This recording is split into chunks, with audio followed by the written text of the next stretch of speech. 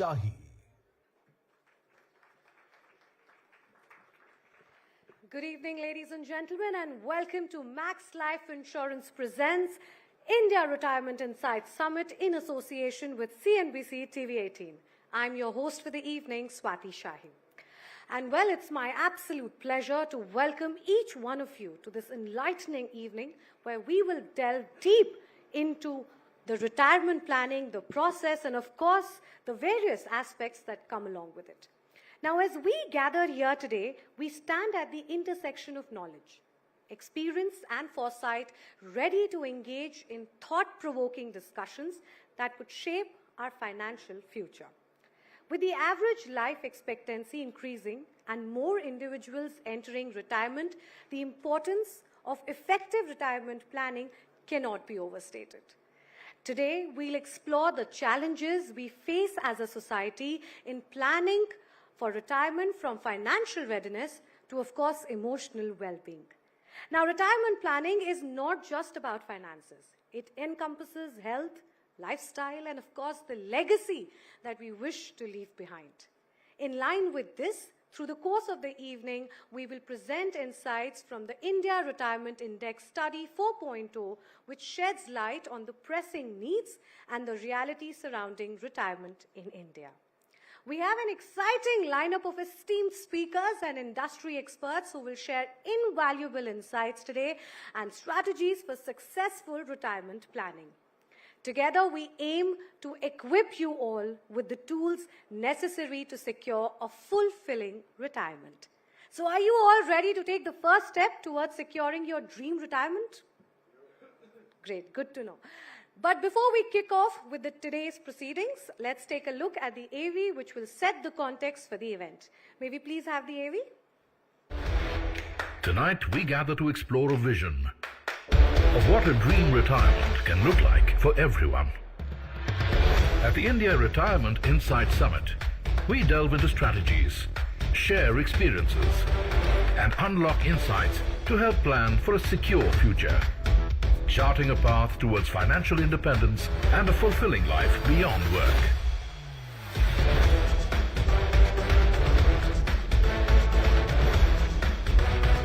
Max Life Insurance presents India Retirement Insights Summit in association with CNBC-TV18. Your roadmap to a dream retirement begins here. And with that, ladies and gentlemen, it's my honor to welcome on stage Prashant Tripathi, the MD and CEO of Max Life Insurance, to deliver the welcome address. A huge round of applause for him, please.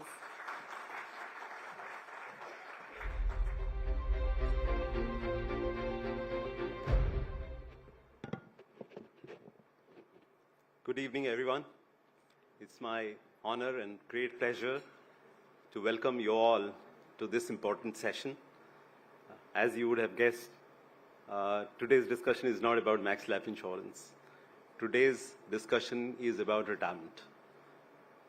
And it's such a subject which touches all of us, it touches everybody, it touches a very large number of people in India. As we progress, I think the matter of retirement is going to become exceedingly important. And I'd like to begin by sharing a few facts with you. Fact number one is average life expectancy in India is about 71.5 years. In 50s, this number used to be half. And by 2050, this number will be close to 78 years, which means we are going to live longer. The second one is, and you'll be surprised to know, that about only 17% people in India work in organized sector where there is some form of retirement or retirals or retirement benefits available. Socially, we will give our left and right arms for our kids, their education, their well-being, but when it comes to our own plan, we are sluggish, it takes us long, and it's perhaps the last thing that we end up doing. And I think all that comes together to create a monstrous problem about how poorly we plan our own retirement. As you would guess, retirement planning is a long-term thing. And any long-term financial plan, our brain actually misses two very important concepts. Concept number one is the power of compounding, and concept number two is the evil of inflation. We miss both these points perpetually. Firstly, the power of compounding. Say, I'm 20 years old and I have kept 1 lakh rupees set aside. Assume a very modest return of, say, 7.2%. By the time I turn 70, that money, 1 lakh rupee, will become 32 lakhs rupees. I take 10 more years and I do the same at the age 30. By the time I turn 70, that money will be only 16 lakhs. I wait for 10 more years and I do that, money at the age 70 will be only 8 lakhs, right? This is the power of compounding. And when we did this survey, we found that people who are more than 50 years of age, 93% of those people actually said, oh, I so wish I had started early to plan for my retirement. Which means we need to plan our retirement as soon as we start to earn. I think that's one big message. The evil of inflation.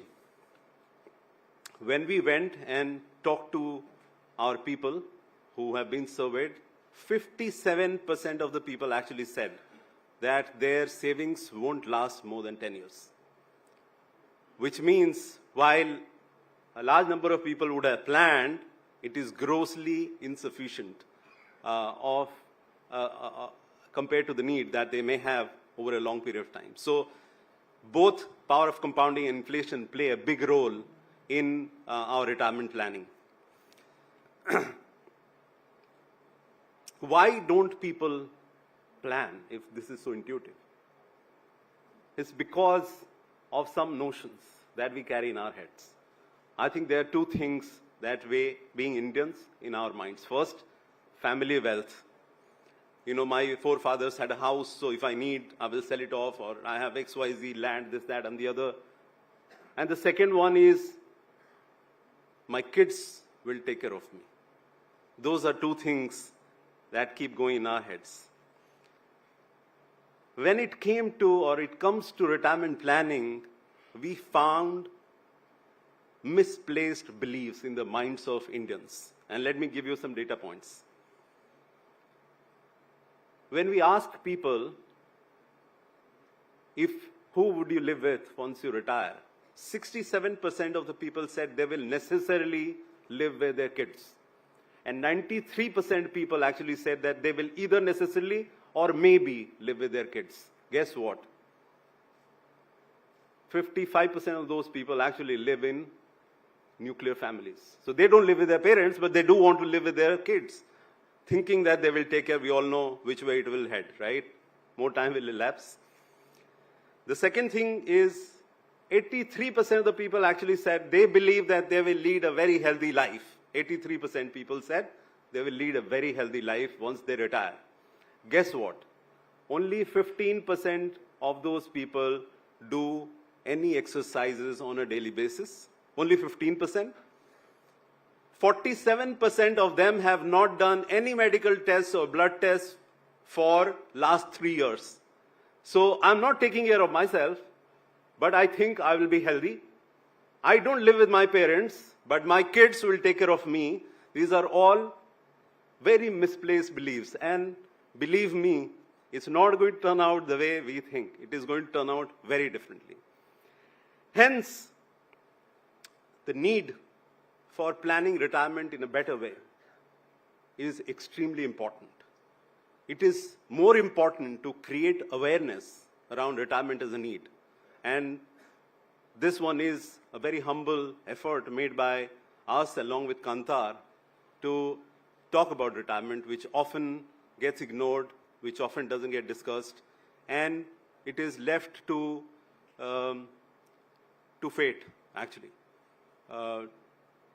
Somebody comes and tells us, our friend, family, we start to plan, but the effort is half-hearted. Actually, this is one subject which requires significant effort from all of us. The good thing that we found is that most people understood the value a life insurance company could provide in retirement planning. And I'm not pitching Max Life Insurance. Many a times when it comes to life insurance, we think that the job of life insurance is to protect us against the risk of death. Often ignored subject is, where is the risk of living longer? I thought I would live until the age of 75, but what if I live until the age of 95? Who is going to take care of me? By the way, life insurance companies protect against the risk of dying as well as living too long. And we found that amongst the people that we spoke to, 95% people were aware that life insurance is a good vehicle. But equally at the same time, NPS, while known but not bought, these are things that will happen over a period of time, and we need to be at it. We need to repeat it again and again.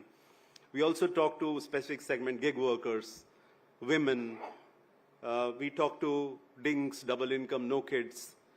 They have their own profile. I felt very proud reading the report outcome that the working women are on all counts better than working males in terms of their planning, in terms of how much effort they are putting towards their health, in terms of their less dependence on kids. So I think women are doing a much better job.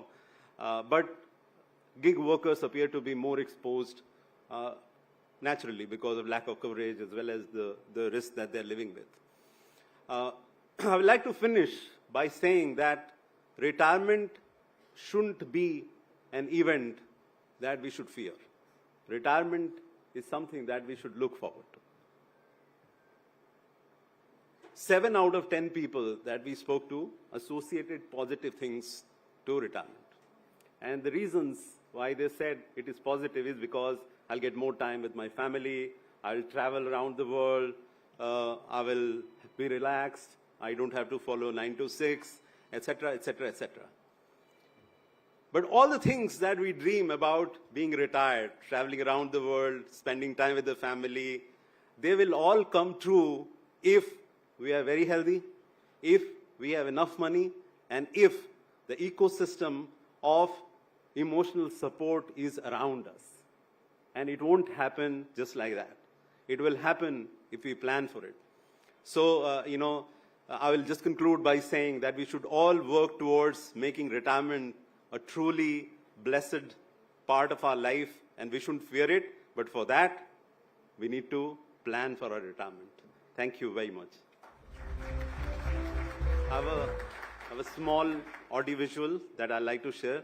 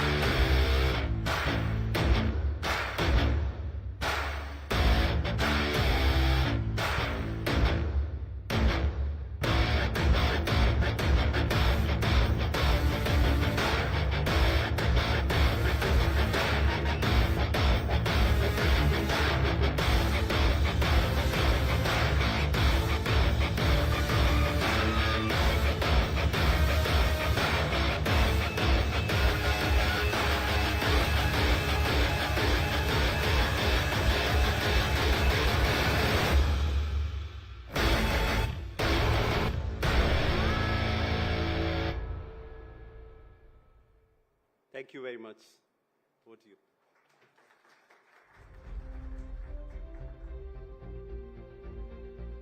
Thank you so much, sir, for setting the context for this evening. And now, ladies and gentlemen, it's time for us to move to a very, very important and significant moment of this evening, the official launch of the India Retirement Index Study 4.0. Now, this annual study conducted by Max Life Insurance in partnership with Kantar aims to understand how prepared urban India is for retirement. The study measures India's retirement readiness on a scale of 0 to 100, offering invaluable insights that can guide the future retirement strategies. Tonight, we present the 4th edition of this study, shedding light on the evolving retirement landscape in India. And now, to officially launch IRIS 4.0, I would like to invite on stage, in fact, once again back on stage, Prashant Tripathi, MD and CEO, Max Life Insurance. Joining him on stage, Samir Garg, Regional Branch Banking Head, North One Axis Bank, Sanjeev Roy, Country Head, Fee-Based Products, Yes Bank, and Shubhrata Chaudhary, ED Finance IOCL, and of course Ranbir Dhariwal, CEO, Max Life Pension Fund Management Limited. Can we please have everyone on stage?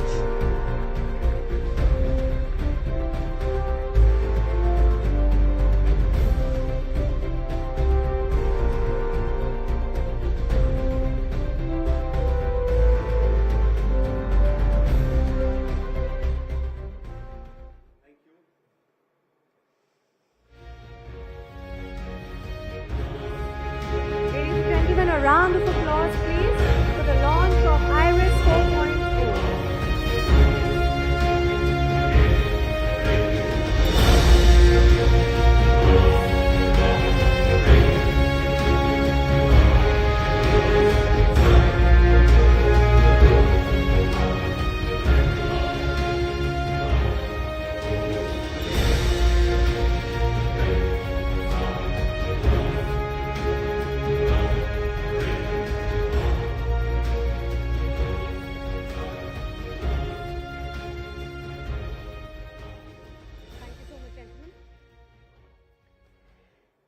And with that, now, ladies and gentlemen, we move on to our first panel discussion, which is titled Blueprint for a Dream Retirement, Planning for Life After Work. Now, in this very interesting session, our panel of experts will explore various strategies and insights to help each one of you navigate your retirement journey effectively. They will discuss the importance of setting clear retirement goals, understanding different investment vehicles, and managing risks to ensure a secure future. And to moderate this session, may I please invite on stage Mridhu Bhandari, Consulting Editor, Network 18. A round of applause for her, please. And joining her on stage are our esteemed panel of experts, Prashant Tripathi, MD and CEO, Max Life Insurance, Naina Nal Kidwai, Chairperson, Rothschild and Company, India, and India Sanitation Coalition, Amit Kukureja, Founder, Amit Kukureja Advisory, and Shubhrata Chaudhary, ED Finance, IOCL. A huge round of applause for all of them. Over to you, Mridhu. Thank you, Swati. Good evening, ladies and gentlemen. Well, retirement planning, once viewed primarily as a financial safety net, has now evolved into a dynamic and comprehensive life strategy. With life expectancy rising significantly, expected to reach almost about 75 years by 2030, according to the WHO for India, people are no longer just thinking about sustaining their existing lifestyle. We are all thinking about growth, we are thinking about wellness, and we are thinking about building a legacy post-retirement. The IRIS 4.0 report that Max Life Insurance just launched here reveals that 1 in 3 Indians remain unsure about their retirement savings. This highlights the urgent need for better financial literacy and access to structured planning tools. And at the same time, it's very promising to see that about 83% of urban Indians are prioritizing wellness as a key component of their retirement goals. So we're going to be deep diving into some of these trends, and we'll explore how these tectonic shifts in society are debunking the traditional notion of retirement, and we'll examine innovative solutions to bridge the gap in financial planning and understand how these societal changes are shaping the way people are envisioning their future. Gentlemen, Naina, thank you so much for joining us here today. I want to begin with this first trend, Prashant, with you, that we are seeing around the world. It's called FIRE, Financial Independence, Retire Early. A lot of young people today want to retire early, want to pursue passions, beyond their regular day jobs. And for that, they want to build a corpus very quickly, retire as soon as possible, travel the world, invest time, money into things that they love doing. So do you think in 2024, retirement planning has fundamentally shifted because people are actually accumulating resources for future growth and evolution? And, what are some of the other trends that you are seeing which are changing the landscape? Yeah, FIRE is a great concept, actually. When I was in my 40s, I also used to think about FIRE, saying, how quickly can I earn and retire? Unfortunately, some of these dreams are very hard to fulfill. So, but at the same time, I think there is a segment of younger people who have two clusters in their head. Their working life so that they can earn money, and then the second part of the journey where they can pursue their own dreams, their own aspirations, do something completely different in life. And I think it's a dream worth chasing, I must say. We get to live only once, and I think every facet of the life must be enjoyed. But at the same time, I must say, retirement in the context of India is beyond the concept of FIRE. It is more bread and butter. It's more dal roti. It's about retiring at the age of retirement, which is 58 to 60 years, and still having enough money to lead your life. I think that's the fundamental issue, because this, while FIRE is more a Western concept, I think the core retirement need in the context of traditional retirement age and still having the money in a country like India, where only a few % people are in organized sector, is the big challenge that we are dealing with. And by every passing year, we are finding that while the awareness is increasing, the effort towards protecting is not as fast as one would want to. And these are mega shifts. These are not shifts which will take place in 1 year or 2 years. These are things that change over decades. But what I will say is definitely awareness is building. Definitely there is a concerted effort which is taking place from corporates, from government, from regulators to not just build awareness but also provide tools and solutions which will enable one to plan for retirement in a more optimal way. And last but not the least, I think the private sector is also working very hard. The financial sector, banks, life insurance companies, other financial institutions are working very hard to ensure that this concept of retirement is penetrated and people start to plan for it. So, just to sum up, all the levers working in that direction, but at the same time, this problem is very sticky and it will take a long time to solve. Right. Everybody needs to work on it. Right.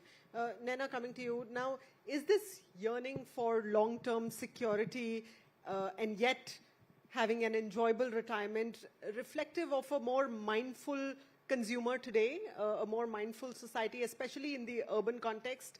Because, we are, of course, talking about urban age groups and we're talking about cities at this point in time. But how will this societal shift and this transformation really impact the quality, the transparency we expect in every facet of life post-retirement, whether it's the air we breathe, the food we eat? Your thoughts? So let me start by congratulating Max Financial Services to even cause a platform such as this so that we can reflect. And I must say, when I saw some of the blurbs from the study, I'm appalled. I'm actually saddened to see where we are on our cycle in the country in terms of better planning for retirement. We are clearly underinsured in every respect in terms of what needs to happen. And if we juxtapose that against the trend, which is also evident in the study, of we are all going to live longer, which means we need more money to sustain us, not just the lifestyle, forget living the dream, but can we even live the lifestyle we were used to, and then do that at a time where health is clearly going to be an issue? Because it was almost better that you popped it at 60 than rather endure living to 90. I mean, yes, I see your statistics on 70, but many of us in this room have family members who've lived beyond 90, and we may well be amongst them. So how about the saving that is required, other than health insurance, as you all well know, which never covers you for 100%, or home care, or whatever is needed to even enable a life that is worth living, forget the life that you dream of. So I think we've got this huge juxtaposition of a change in terms of age profile on the one hand, and on the other, even our ability to save. And I'm really happy Prashant feels he hasn't put away enough. The last thing we need is for him to leave as CEO of his company. But for many, it is going to be about, can you put away enough? Then comes the question on the aspiration. And I think there are many trends here. Young people also spend like we never spent. So there's a consumerism on the one hand, a desire to live for today, but also I'm glad to hear a need and understanding of what needs to happen tomorrow. And I think we have to continue to build on that. And we're at a very interesting point in the country where savings into investments have finally begun to happen.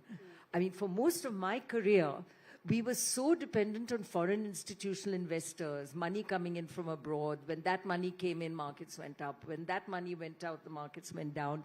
At long last, we have a wall of money coming through SIPs into mutual funds, which is demonstration, and we don't care as much about that foreign money going in and out.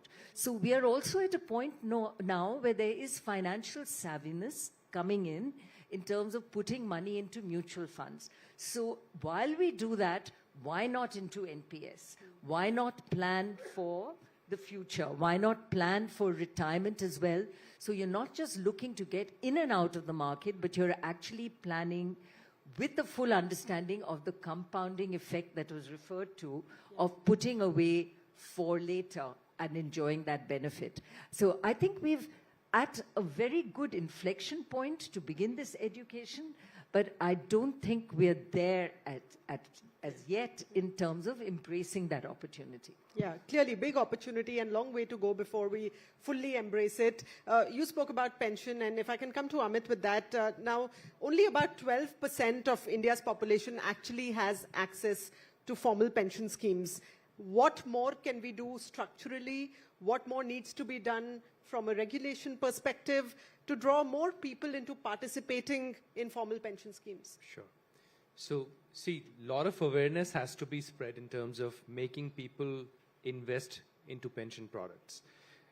People are also looking for open architecture. If you look at mutual funds, you can buy, you can sell, there are no lock-ins anymore. So people are looking for more convenience of switching. So if you look at NPS, I have the ability to switch from one pension fund manager to another pension fund manager, right? That flexibility to work with brand A or brand B or brand C gives me immense control. And when I have control, I have the discipline also. So on the behavior side, I need to be more disciplined in terms of putting my money in a product where I feel I have a control of choosing the best performer, where I feel I have the advantage of least cost, where I feel I have the advantage of exposure to equity, government bonds, corporate bonds, so the variety of products, the flexibility to switch the performance players, and also the cost side. If I can marry my planning and discipline into something which is accumulating my corpus, I think I would be very comfortable with the fact that I'll be retirement ready after a stipulated period of time, right? So that awareness needs to spread. Flexibility needs to be given. And look, these are well-informed investors, right? So they know what's happening in the crypto world. They know what's happening in the mutual funds world.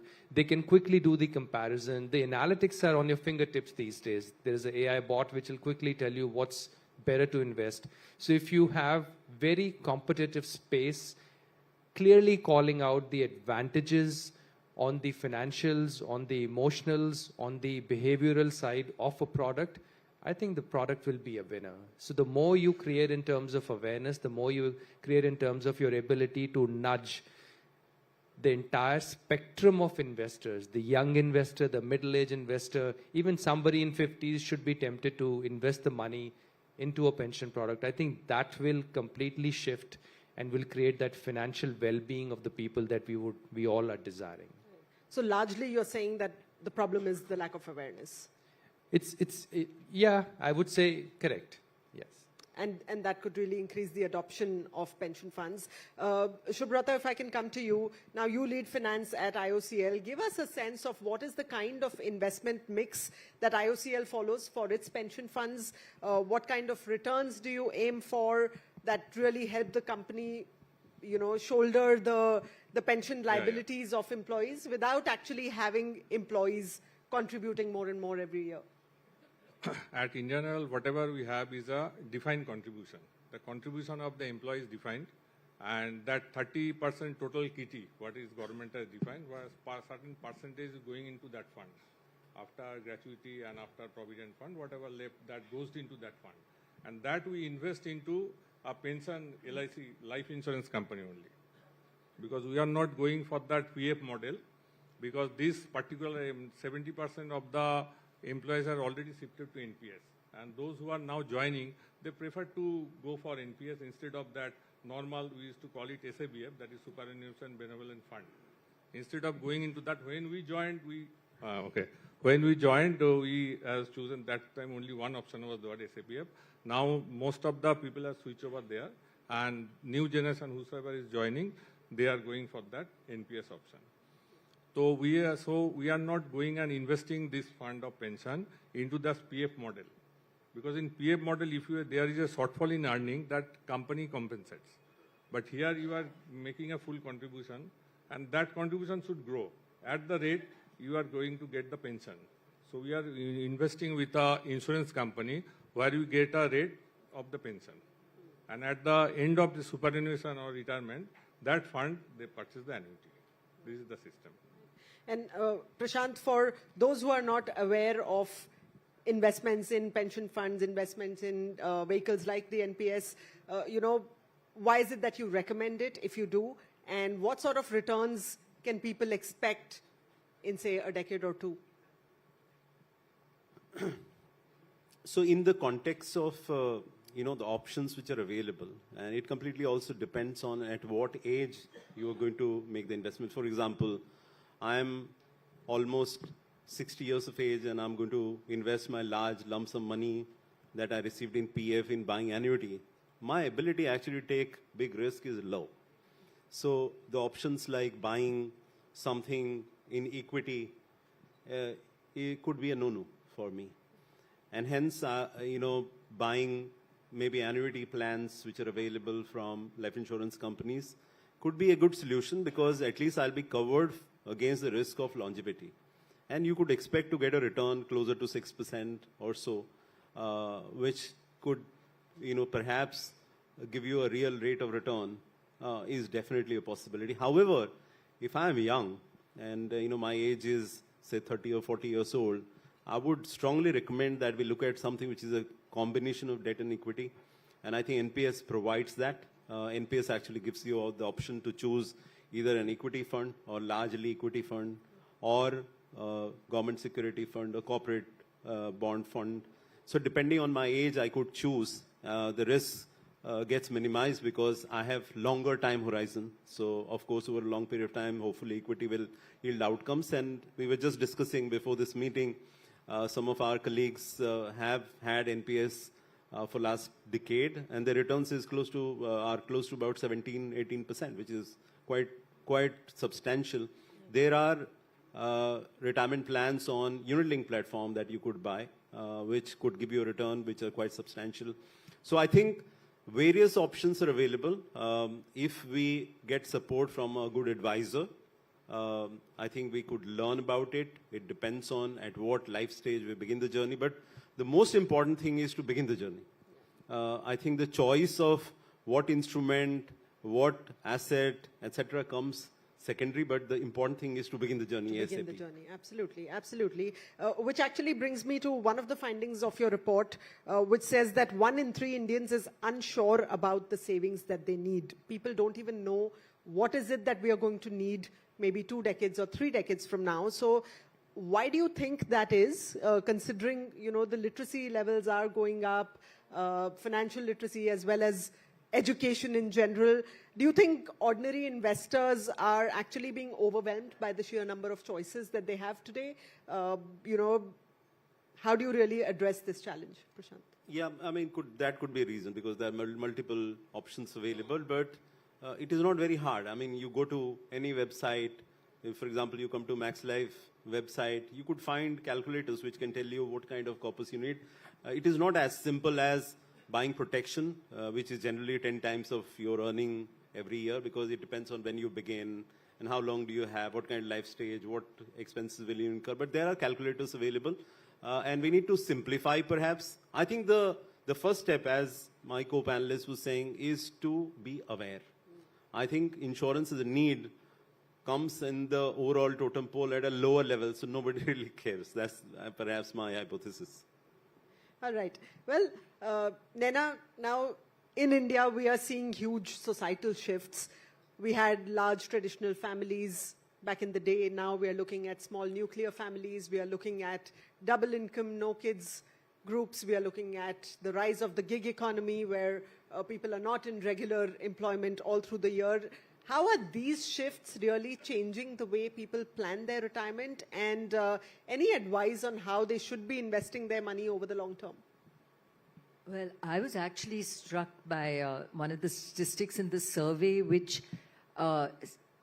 suggests that people still believe they can live with their kids when they retire or when they're old. But in fact, we see that the statistics have moved away from that. We also know that we're in a generational change where the next generation, many members of the family are abroad.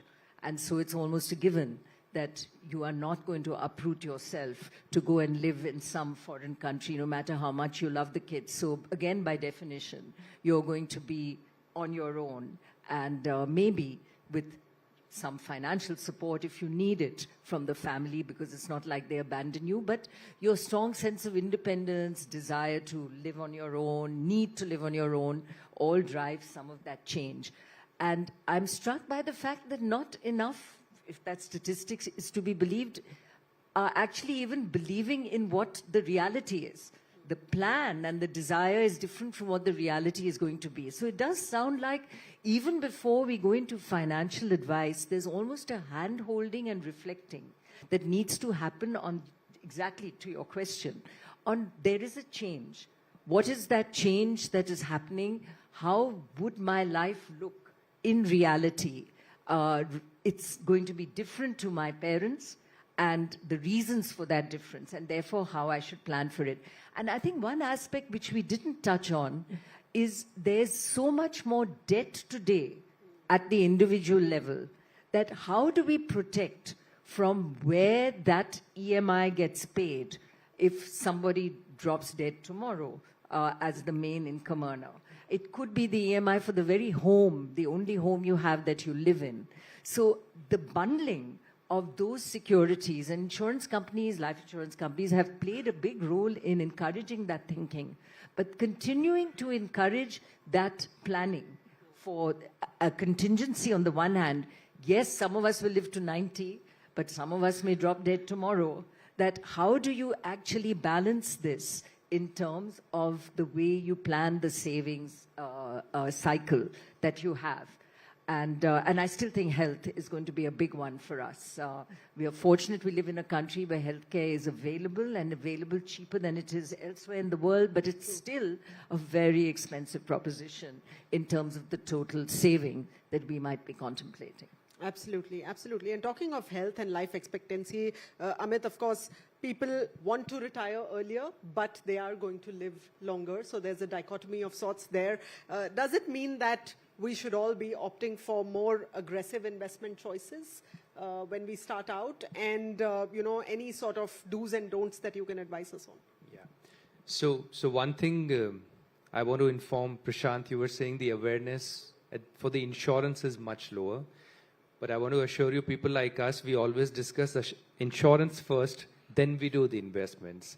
The basic tenets of financial planning says you need to be ready for contingent situations. You need to be ready for your life insurance, medical insurance, loans that Nana was talking about. You have to first prevent any financial distress that the family may go through if you know more tomorrow, right? So insurance framework is set up first, then comes investments. Now there is this big change. Today's generation wants to live for the moment, in the moment. They don't want to plan too many things 10 years down the line, 15 years down the line. So they are more in this hedonic pleasures. And then YOLO. there is They call it YOLO, you only live once. Yes. And then there is this eudaimonic, right? Eudaimonic goals where you're preparing for something which is far away from today. So yes, people want to invest. Yes, people want to enjoy their life. Yes, people want to change jobs.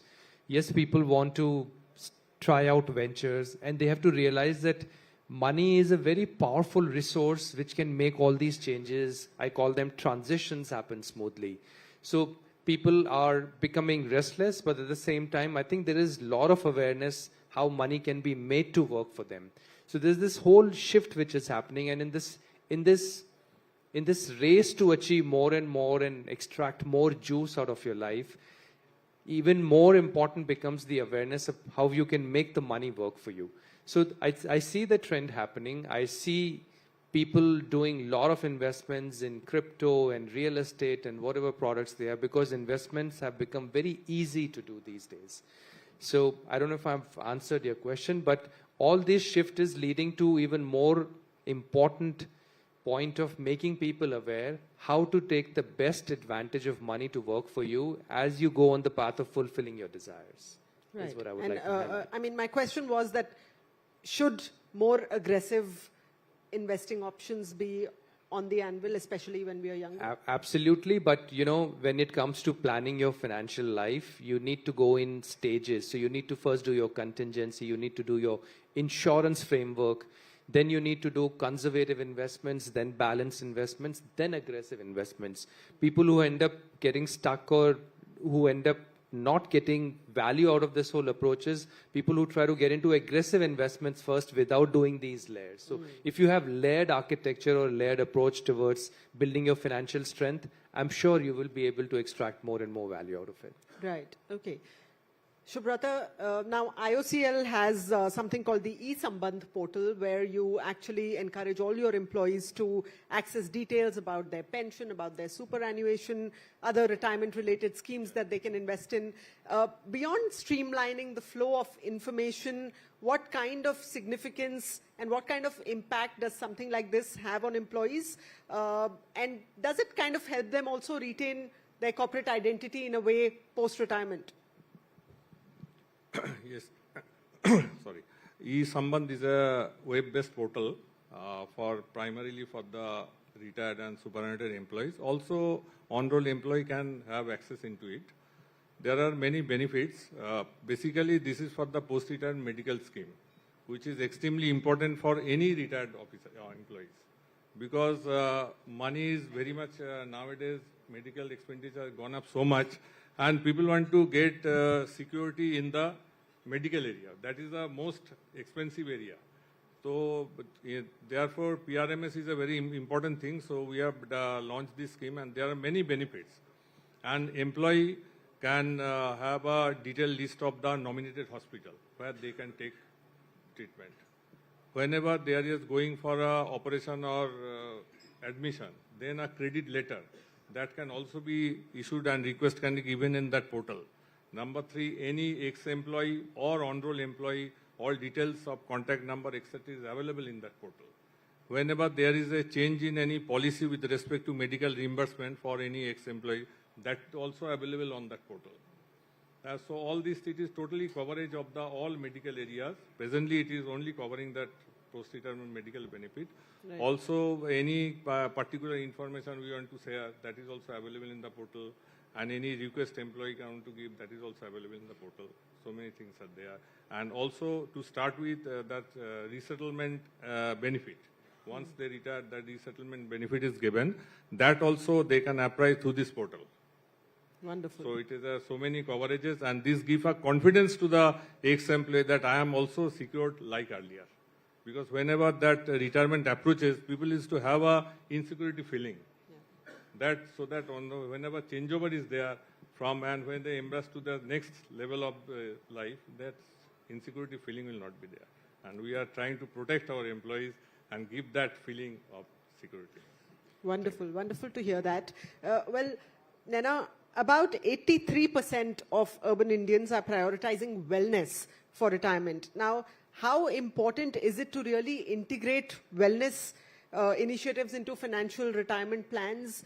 Can, banks, financial institutions have more innovative products around this? And what's your advice to people who really want to prioritize wellness in their retirement years?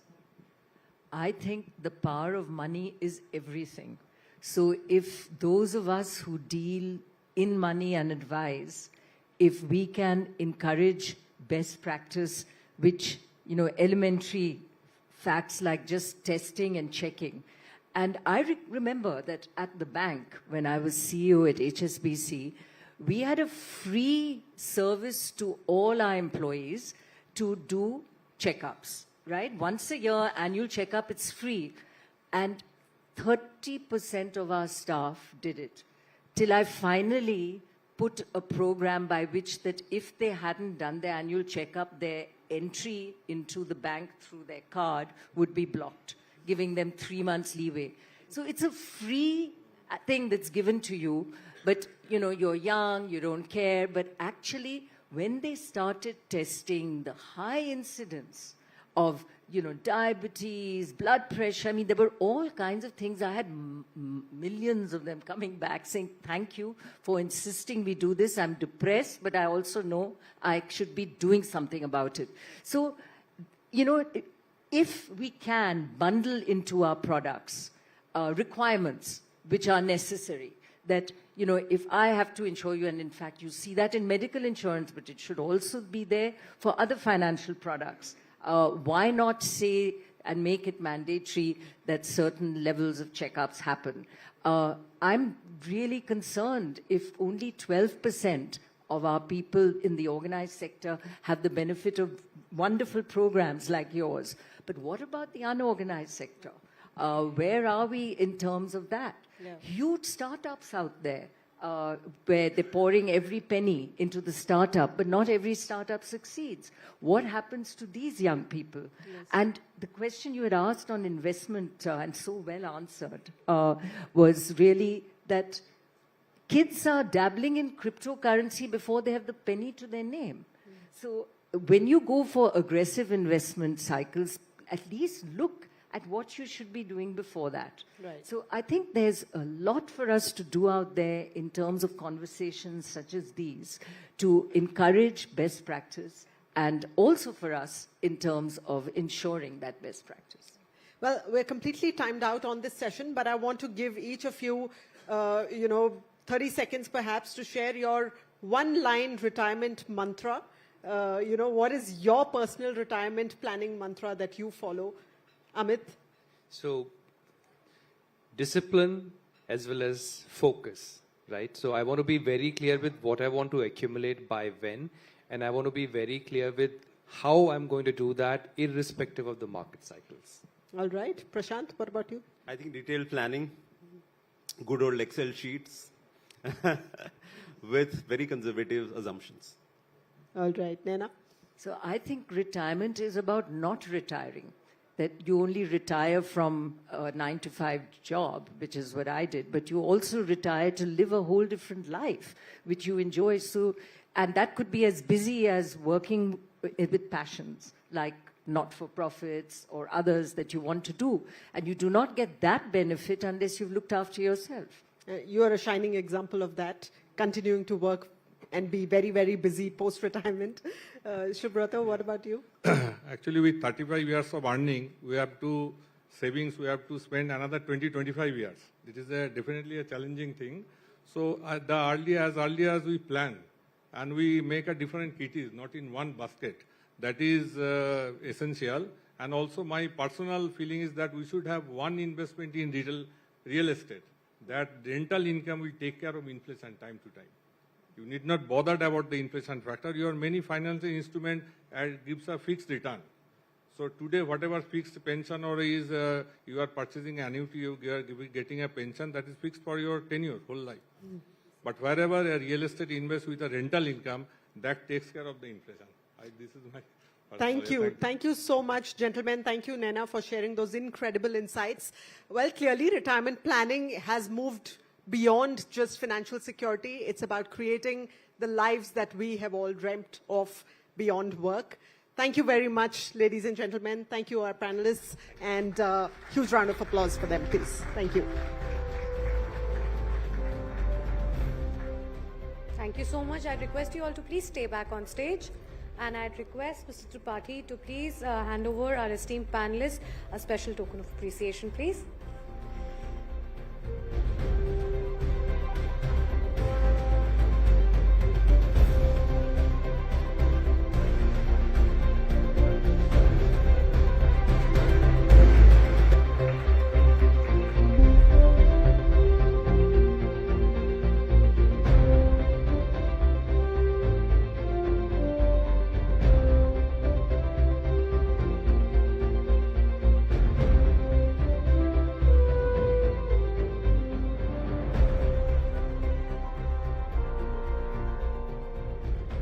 Once again, thank you so much, panelists, for sharing your valuable insights.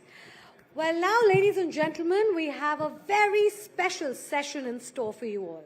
In this segment, we will explore how to build a future without fear. Through this session, we will shed light on overcoming the psychological barriers associated with retirement planning, perspectives, and of course, inspire everyone to take proactive steps in securing our futures. And to moderate this very interesting conversation, may I please invite on stage Gautam Srinivasan, a round of applause for him please, who will be in conversation with Ankur Variku, public speaker and content creator, and Rahul Talwar, EVP and CMO of Max Life Insurance. Can we please have... Ladies and gentlemen. Over to you, Gautam. Thank you so much. Gentlemen, please take your seats.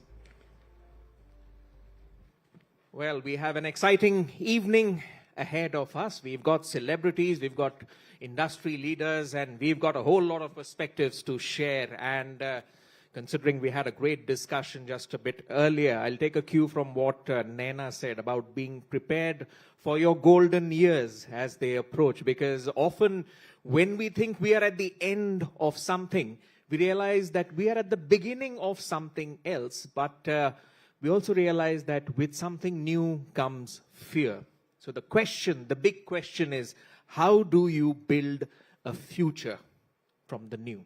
And well, we've crafted a conversation for you to assuage your concerns, remove the fear of the new, and take your future head on. So on that note, we'll begin a short fireside chat with Ankur and Rahul. And Ankur, we'll start with you on, of course, what you have achieved. You've scaled new peaks as an educator, as a finance professional. So the list just goes on and on. The question I have for you, though, before we get to the retirement part of things, is that considering you're managing success on a present basis, how does it give you bandwidth to plan for the future? What would you say to that? That's a great question. Firstly, thank you so much for having me. It's a pleasure to be amongst all of you. I hope all of you are doing well and preparing for your retirement, whichever is planned. I have had a wonderful journey, Gautam, and thank you for acknowledging that. I've played multiple roles, identities. I've been part of the startup ecosystem for the last 16 years. And through the course of that, seen how the country has changed, how the startup ecosystem has changed, how I have changed as an individual. And I love Gautam's question because while I'm a very present individual and very rarely will I be able to answer the question, where do you see yourself 5 years from now, which is the classic HR question asked, I have never had that answer for the longest time. But I think there's a certain sense of optimism built in my own personality, in the ecosystem that we are all a part of, in my own credentials of having navigated a lot of failure and risen from that or been able to overcome those, that I know main theek hi rahunga. I know that if I don't make a lot of stupid mistakes, all is well, all is well. I feel that we are very privileged that our bottom is capped in many ways and the upside is for us to discover and uncover. And I thank my parents a lot because of their hard work that they have gotten us to this point. And then I'm like, I think I've done well enough to know that I will be sorted. I've taken the right decisions in many ways. And now it's just being disciplined about it, not being crazy, not trying to fetch a shortcut in any way. And life then miraculously compounds and compounds well. Life Sidhi line में जानी चाहिए. सीधी जाती नहीं है कभी, जानी तो हमेशा चाहिए. But it's like अगर वो टेढ़ी टेढ़ी भी जाएगी, stock market जैसे एक upward trend हमेशा आराम से दिख जाएगा. While the day will be choppy, but you zoom out and you give yourself a 10-20 year period, you'll see that it's a very nice, happy upward trajectory, and that's what you need in life. So you would say, जिंदगी बड़ी होनी चाहिए, सिर्फ लंबी नहीं. बहुत बढ़िया, right? I love how you're summarizing it better than I am. All right, but considering where you are right now, and so many finance professionals, so many professionals, not by just finance, so many professionals of all shapes and sizes, they follow you. The question is, how would you rate yourself as to filling the gap of financial literacy? Because you see the landscape, you see so many trends coming, so many kids saying, oh, I'm going to do this, I'm going to be a millionaire by the age of 30, and I'm going to retire somewhere in the sandy beaches, and that's it, my future is made. In terms of filling this gap of financial literacy, how would you rate yourself, and also the responsibility that it places on you? I think I'll start with my own discovery. The reason why I started creating personal finance content is because I had made a lot of mistakes in my life when it came to money. My parents, for all the right or wrong reasons, did not know much about money, so they made a lot of mistakes. And I saw that happening, and I was like, yeah, we went to really good schools, we spent time with really good people, we're surrounded by very smart individuals and so on, and yet you ended up making that mistake. There must be something fundamentally broken. And that's when I started sharing all the mistakes that I'd made in just the hope that somebody resonates with it and doesn't make the same mistake. And thankfully, people saw through that. Today, I would rate myself nearly a 9 on 10 because I know that I've figured my life out. But if you ask me this question a decade back, I'd be like, no more than a 5.5, at best 6 on 10. You're being very honest. No, with no, us. I'm being very, very honest and straightforward in that. But here's one thing that I realize, and I hope that all of you also know this. This looks like a wiser, more mature crowd. How many of you here are in your 30s? Anybody here in your 30s? Okay. 40s? All right, perfect. हमारा ही crowd है. And anybody here in their 20s? A few. Okay, right. I can see from the organizing team, if you will. If I were to ask you, and not just, of course, 20s, 30s, 40s, but in general, what is the number that you're chasing in life? Is there a number that you're chasing in life? Because I ask this question every day. What is the number that you're chasing in life? And I get often 2 responses. एक response होता है 50 लाख रुपए. And like, पता नहीं तुम किस जमाने में रह रहे हो, या किस देश में रह रहे हो, या किस environment में रह रहे हो. You think because where you are, that 50 lakhs is going to cover your entire life? No. And the other answer is कम से कम 1,000 crore रुपए. Which is like, you have no idea of what is going to happen if you get even 1 crore, forget how to manage 1,000. And it's crazy that you don't know what number you're chasing. It's almost like you're running a race, but you don't know where the finish line is. So what's going to happen is you'll continue running that race forever. Ever. You're never going to know when to stop, when to opt out of the corporate race, when to perhaps pursue something that is your purpose, when to really slow down, when to make choices very differently from what you made in life. It is extremely important for you to know what number you're chasing. And that number cannot be some random number pulled out of thin air. It needs to be, as was stated, an Excel sheet calculation with conservative numbers, with all predictions built in. And it's frankly not a tough job. And if you don't know how to do it, there are enough and more calculators online that will get you there. But have that number in your mind. And once you get to that number, where it is a disciplined approach to get to it, hopefully start looking at life differently. Because then you know you don't have to follow that same process that you have all your life. Absolutely. Know your number. That's the message coming in. If you paid your child's school fees or even ordered something from Zomato, I'm sometimes wondering whether 1,000 crore ka corpus is also a safety net. All right. Rahul, let me get you in to comment on the dynamics when we look at, from different age brackets they're thinking. Because I'm going to quote some numbers. I'll take care of the boring part and the insights are all yours, because the 4th edition of the Indian Retirement Index study, it reveals positive trends overall, but I'm going to highlight some contradictory findings, especially how gig workers whose median age is 27, they seem to be lagging the general population when it comes to retirement planning. But at the same time, people under the age of 35 have accelerated their retirement planning. So what can you tell us about these discrepancies which we are seeing, about age and how people thinking about insuring their life, basically? No, thanks, Gautam, for the question. Ankur, thanks for being here. A warm welcome to everyone. I think even before jumping to the answer to the question, Gautam said, "Zindagi lambi nahi badi honi chahiye." I would rather go back. Lambi bhi ho sakti hai. Lambi bhi ho sakti hai. I would rather go back and say, "Khelo life ki max innings." I have the responsibility of shoving in the brand wherever possible in the headlines. Marketing guys are all happy. Yeah. So Khelo life ki max innings is what I'm going to leave the audience with. But interestingly, I think from the previous panel, I picked up 3 things. Ankur touched on 2. Boring Excel files with some conservative assumptions. You just retire from 9 to 5, discipline and focus. I think what IRIS 4.0 tells us fundamentally is that there are 3 macro trends that are coming out from the conversation. 1, those who are in those demographic age brackets, say beyond 50, and I'm taking beyond 50 just as a larger bucket. I think what they're realizing today, to the point that Ankur made about chasing a number, that, maybe we should have started earlier. So I think that's one macro trend that we picked up.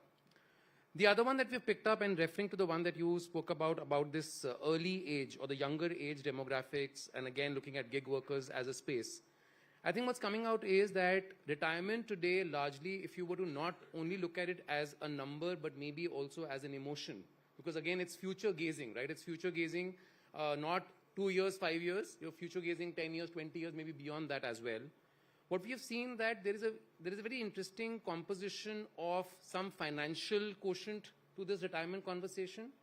there is a huge play of health quotient as well, that how fit am I today, how fit am I going to be in the future, am I going to cover for any health exigency that I may be having or not.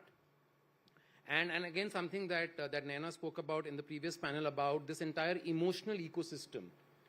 And what with the gig workers or this younger audience that we have seen is that the consistency around how they see their financial quotient or financial preparedness, I think is something that we have seen as the big opportunity coming out from this study that we've just released.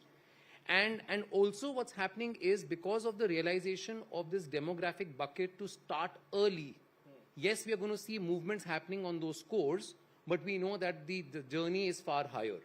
And more importantly, to again the sentiment, wo kya number hai that we are trying to chase. If you get range bound, you are able to then see, okay, how soon do you want to start, or exactly how many more such milestones do you have to cross in this journey. But on the whole, Gautam, I think what IRIS 4.0 over the last 4 years has told us that retirement is not a manufacturing conversation. Retirement is not a product conversation. Retirement is a social conversation. And the more the ecosystem is able to play out this aspect, I think the better it is for the larger retirement space. Yes, there are going to be financial products under it, which will become relevant. There'll be insurance products, insurance solutions, and many others as well. But it's important to first not look at retirement from a very unidimensional perspective. All right. I want to expand on what you mentioned there, Rahul, and bring in the Sansani case, mood of the nation, what the nation wants to know. I want to understand from you that, since you said retirement is a social conversation, when we look at that statistics, which I just quoted to you about the gig workers not being as adept at retirement planning broadly versus the general population, I want to go into the core of that reason because, is it that they think there's downbeat economic prospects when it comes to their job? So, yaar, kya karna hai? Pehle job to theek se rahe, then we can think about retirement and then we can think about insurance. What's your view on this? And Ankur, I'll get your thoughts afterwards. And, what can insurance products do differently to kind of turn this social conversation into a more meaningful action-based conversation, even if broad economic prospects, broad job prospects do not look as rosy as they are? So I think first, a quick qualifier that the gig workers that we are representing in the study are again that segment of gig workers who are highly skilled or more skilled. So we are not going back to the larger gig workers who today we may reference as the quick commerce providers who are coming in and delivering stuff at our place. So that's one qualifier. Interestingly, what we have seen that where insurance manufacturers or life insurance manufacturers can play a role is to be able to go back and play out this entire concept of a lifelong guaranteed income. That is something that again enables your retirement conversation. But is it the only part of it? The answer is maybe not. Also, what this study does, and we know that we're going to talk more about it on this platform, is this entire emergence around this, again, a new product conversation around the national pension scheme. What we've also seen from this study is that while the traditional lineup of products were always there and they're continuing to hold on to their awareness levels and ownership levels, but interestingly, products like the NPS or the national pension scheme is picking up not only more awareness, but also we are starting to see some blips in ownership. But again, a big opportunity area for us to be able to crack. And I think responsibility in the ecosystem, whether you look at the younger demographics or the older ones, is to be able to go back and visibilize this so-called complex view of what that number would look like from where we are today, and then give milestones or journeys as to how you can achieve that part of it. And again, a very simple concept of a guaranteed lifelong income insurance plans could be just one stepping stone for this conversation. And hopefully we've just scratched the surface. Ankur, getting your thoughts on this, because I want your thoughts on, considering you speak to so many and you reach out to millions. When it comes to retirement planning and insurance, what's the driver? Is it optimism about a better future, or is it security to secure your future? What's the approach that people are usually taking? It's fascinating, Gautam, because I have the pleasure and privilege of speaking with so many, mostly young individuals in their 20s, early 30s, And it's fascinating for me how they look at insurance. When it comes to health insurance, they're like, "अरे हमारे दुश्मन को चाहिए health insurance? हमें थोड़ी कुछ हुआ है, हम इतने स्वस्थ हैं, and everything is happening." So they almost feel like it's an insult if somebody says you need health insurance because that's a remark on their health. Life insurance is like often a no, नहीं, मौत की बात नहीं करते हैं, हम सिर्फ जिंदगी की बात करते हैं, and so on. And then there is this other spectrum, which is very well aware that for you to have, as Rahul mentioned, a very predictable, disciplined way of living life is to ensure that your safety is protected, your financial requirements or your bottom is protected, whether it's health insurance, whether it's life insurance. Because if you really think about it, there isn't any product except insurance that will give you such a long-term view at a fixed or a predictable rate of return. It's not available anywhere in the market, and credit, I don't even know how you all do it, but no, credit to you. For somebody to take a 20, 30, 40-year leap and saying, I'm going to give you X% or a X fixed return is unbelievable from a protection perspective. So what I often tell people, and this is when hopefully a switch happens, is don't think of this as your escape to the fine life. That's most likely not going to happen. What's going to happen, though, is you've insured and assured yourself of a certain lifestyle. And then your fight is to go on top of that. So park some money and in a disciplined fashion towards insurance, park some money towards protection, park some money towards your health. And with the rest of it, go and actively invest in whatever you feel is your right risk profile, whether it's mutual funds, whether it's whatever, large cap, mid cap, small cap, so on and so forth. And use that over a large period of time to get to that compounding result, because you can very easily. And people don't understand that. Like, I don't know how many of you in this room, while you are the top tier audience if it comes to financial literacy, if I were to ask you, and don't use a calculator, just hazard a guess. If you wanted to get to a 5 CR retirement corpus by 60, a 5 CR corpus retirement, and you're looking at an average annual return of, say, 12%. At 45 years of age, if you started at 45, I'll give you the number, you would have to invest upwards of 1.1 lakhs per month to get to that corpus of 5 CR. What do you think that number is if you started at 25? If you started at 25, how much would need to be your monthly investment to get a 5 CR corpus by the age of 60 at a 12% return? Give me a guess. What do you think the number is? 15,000, Hearing 15, 20, 30. Anyone else? 95? 25. Okay. Anybody else? 5,000. Did you just do the math? Did you just do the math? Hey, kahin to calculator nikla. It's 7,700. It's 7,700. 7,700 rupees har mahina, which inflation adjusted will be nothing for you when you are at the age of 50. And that is all that it takes for you to get to a 5 CR corpus with 12% return at the age of 60. That's the massive difference regular disciplined investing over a long term makes, which I wish people knew. And imagine then you couple that with insurance, so you're just literally covered. आपकी health insured है, आपकी life insured है, आपका top up आ चुका है through disciplined investing, and at the age of 60, you're literally living the life of a top tier Indian or wherever else you want to be. And don't remind me, Ankur. I faced the same discussion when I had a chat with my financial planner, and he gave me a statistic similar to yours. But der aaye durust aaye, as they say. Der aaye durust aaye. But taking forward what you said, this preconceived notion that we have, right? And you, through your show Money Matters, you speak to so many people. How do you help them overcome all these preconceived notions? Because mathematically, जैसे आपने कहा 7,700 and you hit your 5 CR target. But there are still so many preconceived notions. You mentioned about insurance, but when we look at investment, नहीं real estate है ना, घर खरीदेंगे, उसी में रहेंगे, वो बढ़ जाएगा और फिर उसे बेचकर फिर क्या करेंगे वो पता नहीं. So how do you help people overcome their preconceived notions?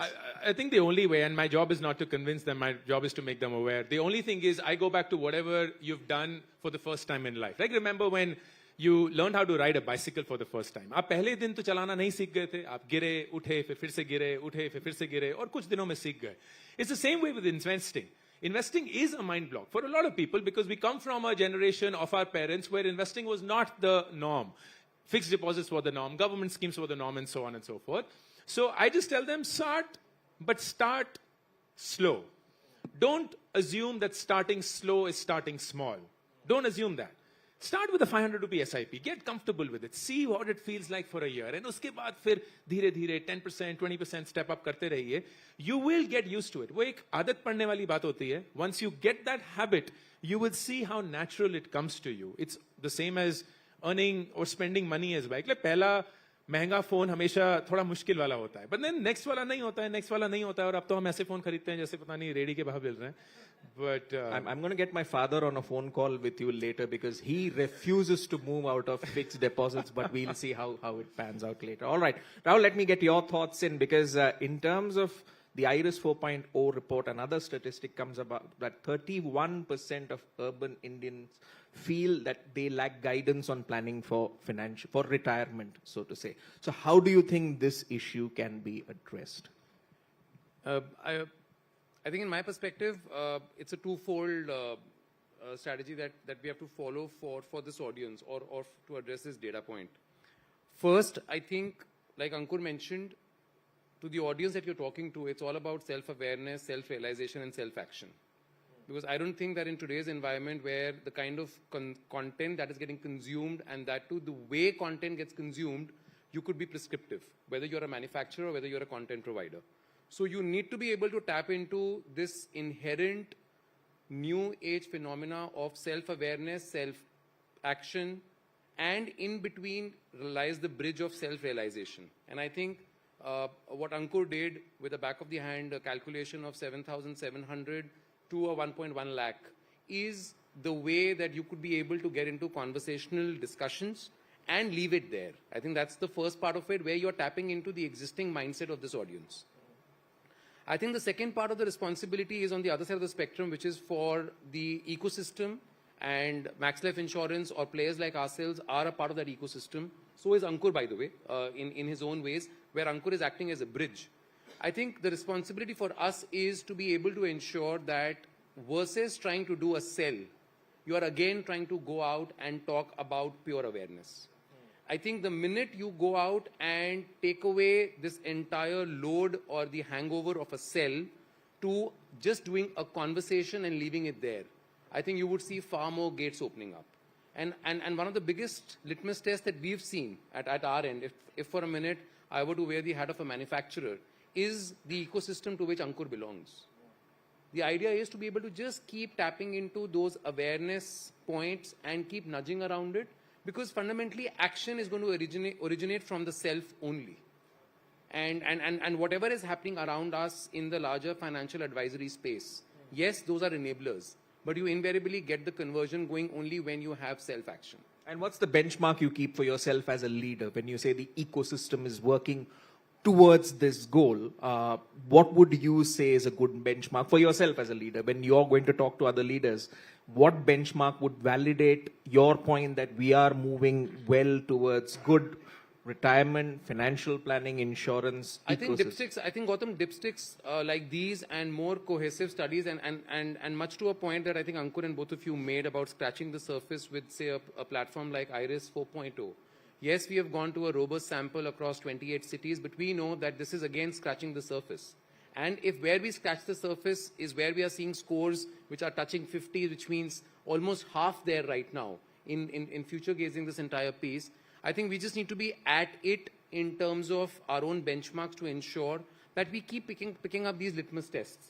And I think fundamentally, manufacturers owe this as a responsibility to the larger, not only the industry, but to the audience, to be able to keep bringing out these insights using such platforms and content creators and media partners like yourselves to just making more and more awareness-centric conversations for eventually conversations to become far more widespread and acceptable. Spread the message while we can. Absolutely. Now, another statistic which jumps out on the IRIS 4.0 report is that women have taken a lead over men when it comes to retirement planning. Working women. Yeah. So are we going to see similar trends across different classes of workers, including gig workers, as the share of women in these categories rises? And what is the impact that we are going to see overall in terms of retirement planning trends across the country? Maybe both of you could share your views. Maybe we'll give it to Ankur first and then I'll jump in. My data points is only the content that I create and the interactions that I have. So I run this series called Money Matters, where individuals come in, they discuss their personal finance issues, and I try to help them in whatever capacity. And I love particularly all my conversations with working women, because I kid you not, their clarity over what they want, their decisiveness with which they want it, and their discipline with which they will go and hunt that is far, far, far superior than most other men. And it's almost like they are on a mission. And I can recognize, because there are so many things that have not allowed women, particularly working women in this country, to really have all the access that this country has provided to everyone, that they feel like they need to be in control. They're doing a good job of that. And just last week, a single mother, 13-year-old daughter, and I cannot begin to tell you, Gautam, it was such a pleasure speaking to her, because I was like, you don't need this call. I am learning so much from this call by how well you have played this innings despite all the hardships that you're going through. You have done everything, which is a checkbox, clinical piece. Health insurance, corporate, private, check. Life insurance, term plan, check. Mutual fund investments, check. Real estate investments, check. And all of this after she joined the workforce after a 6.5-year break. I was like, salute. I love you. I wish you stand as the brand ambassador for everything right that someone needs to do. Forget men and women. Just in general, any gender at this age. And I think that when you know that there is no option, that is when the true courage within you shows. And I wish that a lot of you don't have to go through that calamity or that hardship of a health incident happening for you to realize that you need a health insurance, for a life incident to happen for you to realize you need life insurance, because that's an unfortunate way to learn a lesson. And that's a very costly way to learn a lesson as well. You're all very smart, you're all very well aware, and with everything, and I couldn't agree more with Rahul, I think awareness is the best gift that you can give yourself, because if you are made aware of the choices that you have, then you leave it to your judgment of what choice you want to exercise.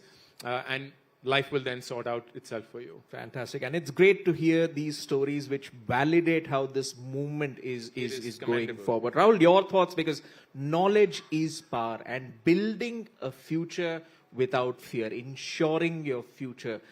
The broader trends, as we saw, that urban women workers are taking a more proactive approach towards securing their future. Could we see a spillover effect across all categories because of this? I think what we've seen over the many studies of similar kinds that we have done, that completely agree with Ankur that yes, working women tend to perform better when it comes to clarity of thought, understanding the subject or understanding the milestone that they're gunning after. But interestingly, what we have also seen that the role of women at large, and I'm just extrapolating working women to the larger women cohort, what we have seen is that the role of women increasingly in financial planning conversations and eventual decisions is going to be one meta trend that's going to flow out for sure. And I think, again, going back to my larger point on the ecosystem having this responsibility, yes, there are conversations around diversity, equity, and inclusion. But when it comes to financial planning and the role of the women in it, working women or homemakers, that's level 2. I think that really needs to be called out. One. Second, I think Max Life, again, in our partnerships with, again, ecosystem players like Kantar, media partners like yourselves, are ensuring that every time when we bring such platforms to creating more content around it, we bring nuggets around newer cohorts. So we have looked at working women, we have looked at gig workers. Interestingly, this studies also has covered this ongoing phenomena of DINKs, double income, no kids. Because again, we have seen that for retirement, if there is this huge halo in our minds that, okay, future is secure because there's an emotional ecosystem, and there is a current trend that we are seeing of more nuclear families or more DINKs coming into the society, then we need to be able to bring out what are they thinking about a future retirement conversation or not. And that's the responsibility or the benchmark that you spoke about earlier, is what I have set out for ourselves, or Max Life has taken, that we need to not look at retirement again in a conventional segmented way, male, female, north, east, west, south, metros, tier 1, tier 2. There's far more richness when you start looking at cohorts in a very different way, and that's what IRIS stands for. And I into the future for every universal cohort possible.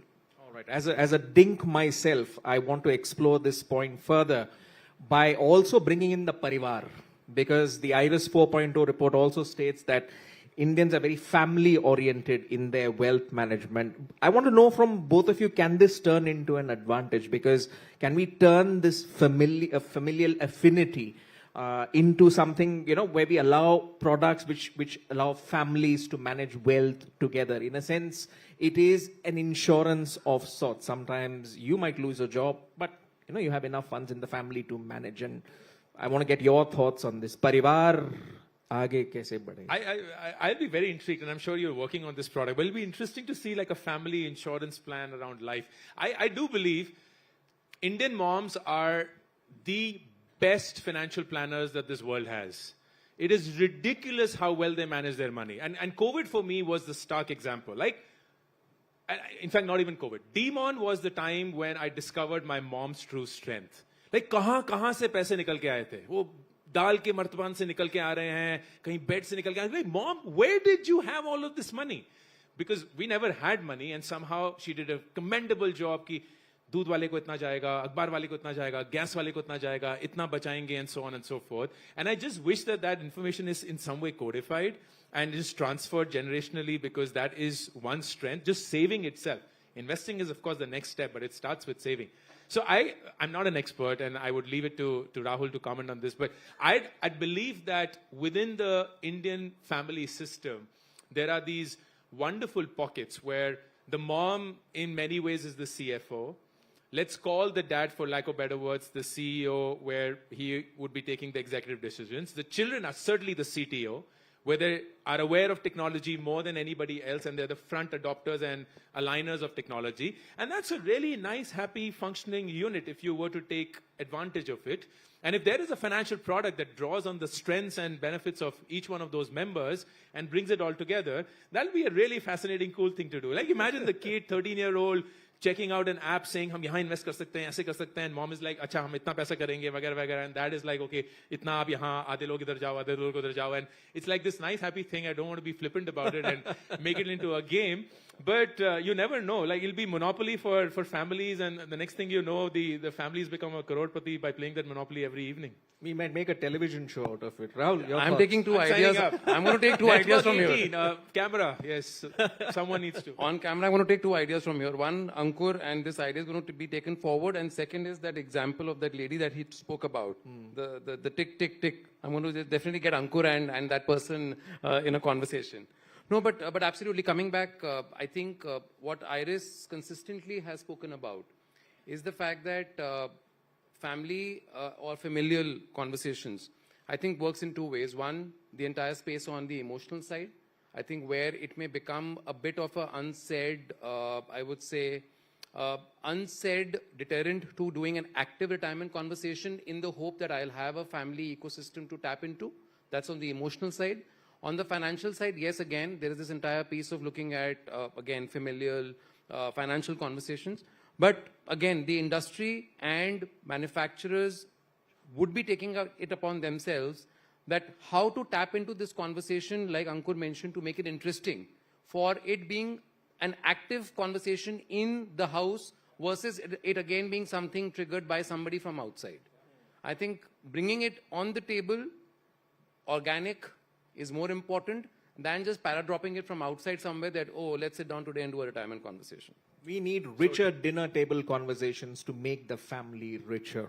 All right, on that note, I guess it's time to conclude this conversation on building a future without fear. We have lots more to talk about. Of course, these panel discussions will keep happening, but it's good that it's come to the center stage where we can take these inputs and see how we can apply them in our life. On that note, Ankur, Rahul, thank you so much for joining us for this conversation. Thank you, Gautam. What an absolutely inspiring discussion. Thank you so much, gentlemen. I'd request you to please stay back, and I'd also request Rahul Talwar to please present Ankur with a token of appreciation.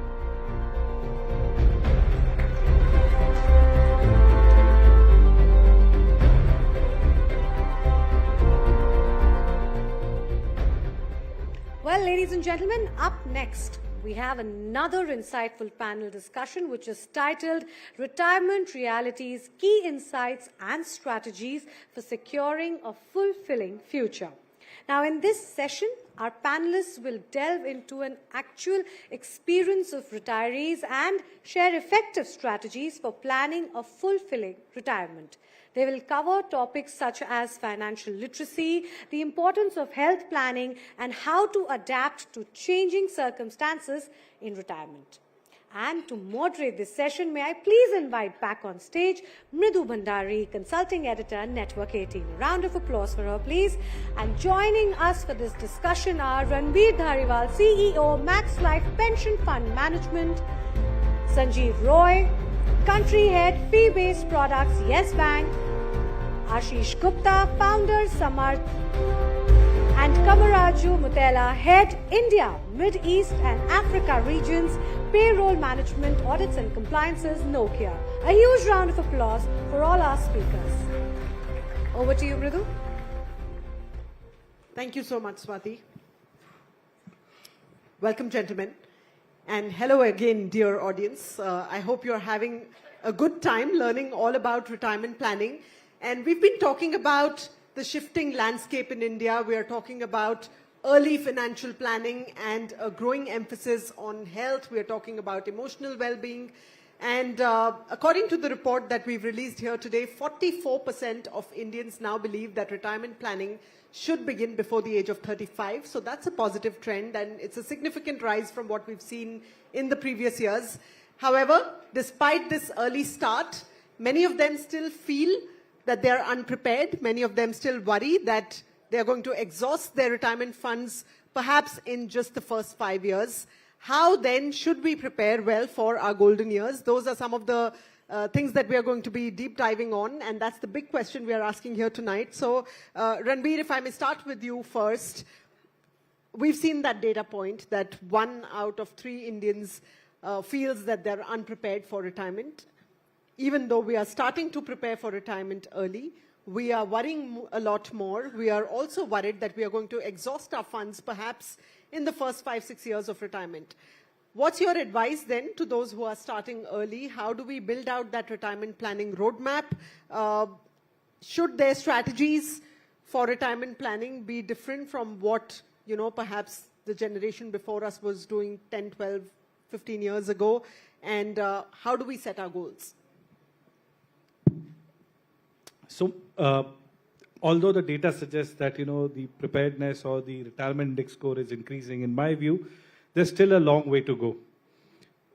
And when we talk about strategy, I think I need to take a step back here.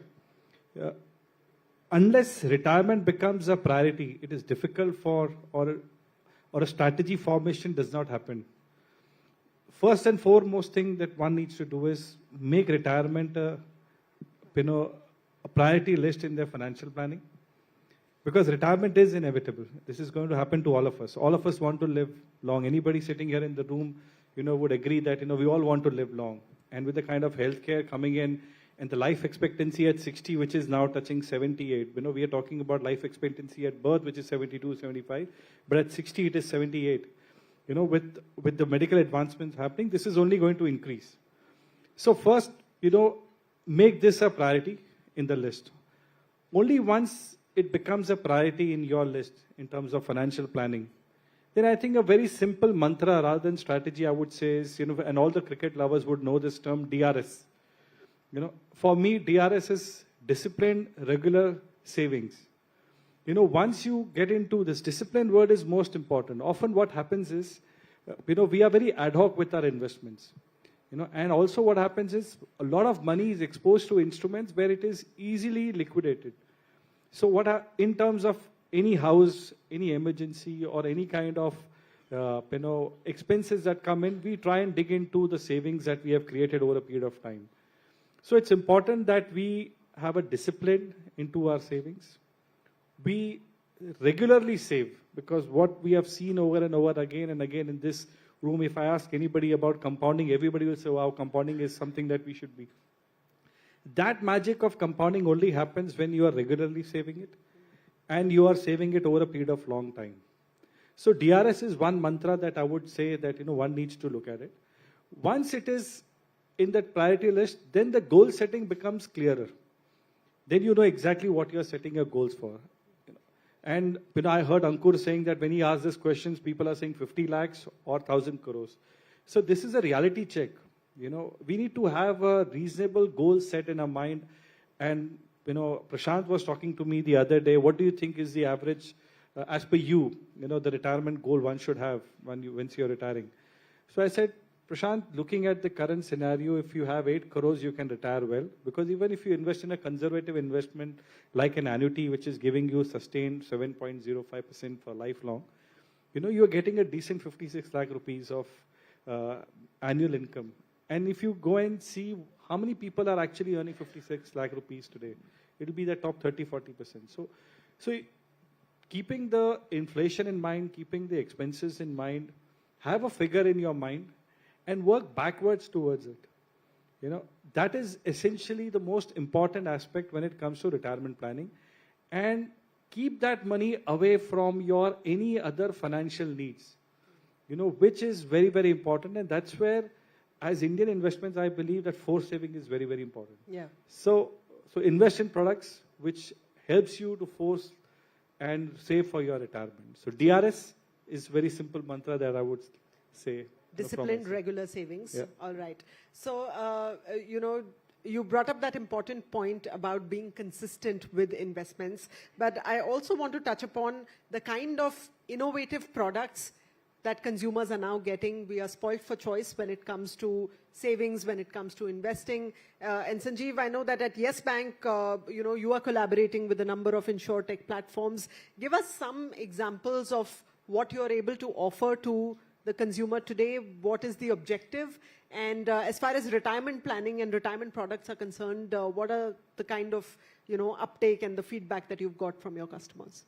Thank you for the question. First of all, a big thank you to Max Life for having me here. Extremely pleased to be here. See, banks these days, Rigu, is no more about customers only coming for depositing their savings or coming for taking a loan. They are now looking at banks as like a one financial shop stop. You come and everything around your personal finance or your business finance gets addressed by a bank. And that's how banks are positioning themselves, and banks are getting equipped and ready to be able to position and also serve their customers accordingly. Which basically means that you are looking at different aspects of his or her personal finance. Insurtechs and fintechs provide banks with this ability to go faster on creating experiences for the customer, which is more customized, which is fast delivery, so a better onboarding experience, a product which is more suited based on AI, based on the understanding of that customer, or a journey which actually asks customer to participate while he or she is buying the product. So our experience has been, and we have seen very, very innovative kind of products, both on investment side, insurance side, which we have been able to deliver to our customers. For example, a chai wala wanting to invest in an Apple share is possible through fractional investing. Now, there is a fintech company which actually is making a chai wala invest in an Apple share which is listed in London, New York Stock Exchange. It is not a listed Indian stock. So you actually have those ideas which you can take to your consumers. Of course, you have to keep in mind the risks that are necessarily associated, because sometimes some of these products may not be well understood by the customer. So when we look at a framework of partnership, whether it is with fintechs or insurtechs, we do keep in mind the regulatory compliance as well as customer and their ability to comprehend the products that are getting offered to them. The second part around retirement, I always say that there are only two risks in life. One is dying early, another is living too long. Both are real risks. If you die early, the dependents are serious danger of not just going through an emotional distress, but also a financial distress. If you are living too long, and dependents may or may not go through it, but you will definitely go through a financial distress. So both situations need to be planned, and I completely agree. Amit was talking about this whole thing of starting with insurance first, of as a product to already protect what you already have. To protect what you already have. One of the essential products, which I don't know whether it got emphasized enough, for everybody who's planning to retire, is a big, high sum assured health insurance product for everybody. Because one thing that you'll definitely start losing a lot of your money on as you age is on your medical expenses. Whether you like it, you don't like it, it is a fact. And hence, it's a good, comprehensive health insurance product, is an essential part of your retirement planning, other than life insurance products, PPF, NPS. NPS is a beautiful tool. It is not one, one arrow that will take you to that goal. Yeah. You'll need a tarkas which has a lot of these different arrows, which can get you to win this battle and make this battle really a pleasurable, experience, which is retirement. Yeah, yeah. That's my and experience. To your point, as far as health insurance is concerned, a lot of the times, while we are working as full-time salaried employees, we think that, the company is covering for our health expenses. We have Mediclaim policies, so why do we need health insurance? And suddenly 20 years have flown by and you are retiring and suddenly you don't have that cover anymore and it's too late to buy health insurance at an affordable cost. And absolutely correct. And it's and maybe you have crossed that age where you'll be able to get a health insurance. Correct. So it's important that you buy it early. Right, absolutely. Well, Ashish, if I can come to you, you work with a lot of elders, senior citizens. Where do you see the biggest points of divergence in the retired life that we all imagine when we are young and the rude shocks that we sometimes face when we actually do retire? What causes this divergence? And how can we prepare better? Because at 40, you're thinking, I'm going to have this amazing retired life. And then at 60, suddenly you realize that you don't have enough money and you didn't plan it well at all. So give us some real life examples of what you've seen on the ground. Sure. Well, thank you very much. And I would also like to thank Max. I was a little bit surprised that amongst the financial, experts, would you really care to, call somebody who really works with elderly? Because I have a slightly different perspective on all of this. My learning comes from working with a lot of retirees, not only on the financial side, but also on the social emotional side. And also a lot of to-be retirees whose parents we look after, and so they are going to get there soon. See, I think a lot has been said about people should, start early, they should save enough. I think the important question that we've tried to sort of research is save for what? Because I think somewhere there is a mismatch or misunderstanding of what retirement would mean, right? And this comes very clearly when we deal with the retirees and the to-be retirees, people in their 40s versus people who are, 65 and above. For the younger people, if you ask them what retirement is about or what should we ask the question, what would you like for your parents, right? So it is akin to their view of retirement and what elderly people would look for. The focus always is on, physical needs, comfort, housing, safety, things which can be bought. I think on those parameters, a lot of people do prepare themselves, house ownership. People invest in the house, bigger and next and next and next, because that's what they believe is required and will ensure that they have a good retirement. For people who are in retirement, the retirees, for them the needs actually change quite dramatically. Their needs tend to be much more social and emotional, and that too not very complicated. Three things give them joy. People to talk to, which we all understand. Places to go to. The role of travel and the role of going out becomes tremendously important in their lives. And the need to continue to be needed, sense of purpose or, whatever you say. I don't think people are thinking about that when they are planning for retirement. That certainly, suddenly changes the way you are preparing for it or what you do, as you are getting into retirement or in your earlier years. So we've got a little, framework around it. We say, look, to understand why retirees behave the way they do is important, because that should go into the products you develop, that should go into the communication and the narrative you build. And so the whole sort of framework is around three things. The one wish they have, the two worries that they have, and the three joys. The three joys I already told you about, what gives them pleasure. So that is something when people think about it and know about it when they have retired, but if they think about it earlier on, they'll be better prepared. That comes as a shock. That, oh, I didn't think that I would need people around me, and now I do. Where do I get them? The one wish is, I think it was talked about in the earlier panel also, was about being independent. Right? There's research in IRIS which shows that many people want to live with their children. Reality, at least, it's changing dramatically, where more and more retirees want to live independently. They want to lead their own lives. Right? They're living longer. They are living healthier. They have more money to spend. Yeah. And therefore, planning around independence is a very different ballgame. Right, where you will not have a lot of ecosystem of support, which if you are with family, you would have. So that's one thing. The second is about the worries. The worry about unexpected expenses is probably the biggest worry that bothers them. Yeah. You know, we talk about healthcare. It's not the normal healthcare they worry about. And so suddenly when they are in a situation where you see rising healthcare costs, true, you see more and more expensive treatments being available, and you have not prepared for that. You've prepared for the regular. Right? And the unexpected expenses in an environment where you don't have earning anymore, but you are relying on wealth, a lot of which is not liquid anymore, that is a very, very rude shock. Right. So I think understanding those can help clarify what are the shocks which are likely to come and be prepared for that. Yes. And some of that can actually start during our working lives. Employers can play a significant role in making employees aware. And with that, I want to come to you, Kamaraju. As far as Nokia is concerned, it's a multinational company. How do you segregate your portfolio of pension plans? How do they operate in different parts of the world?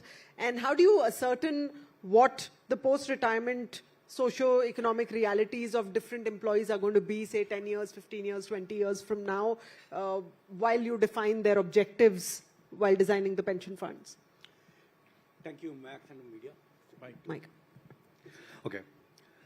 So as per my experience, and since I am looking in multiple and many countries, definitely the pension schemes, we should more consideration of the careful local regulations.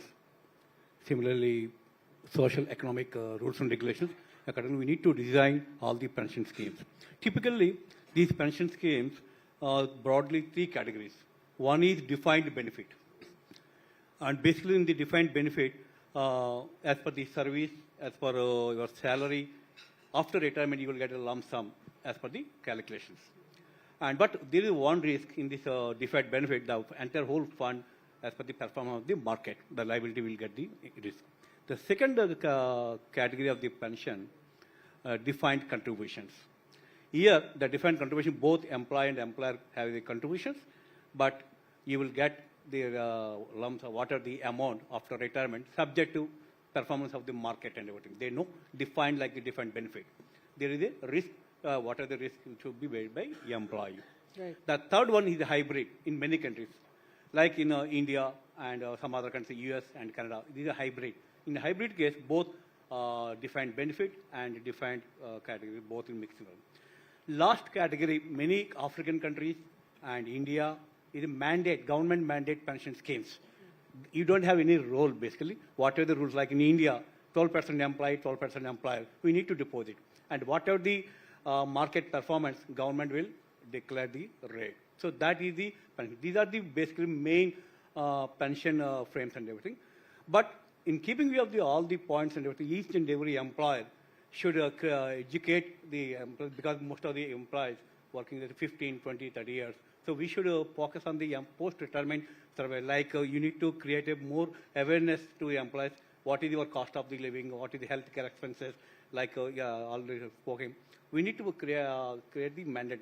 And second, do some collaboration with the experts, tax consultants, tax coverages, cost of living, inflations.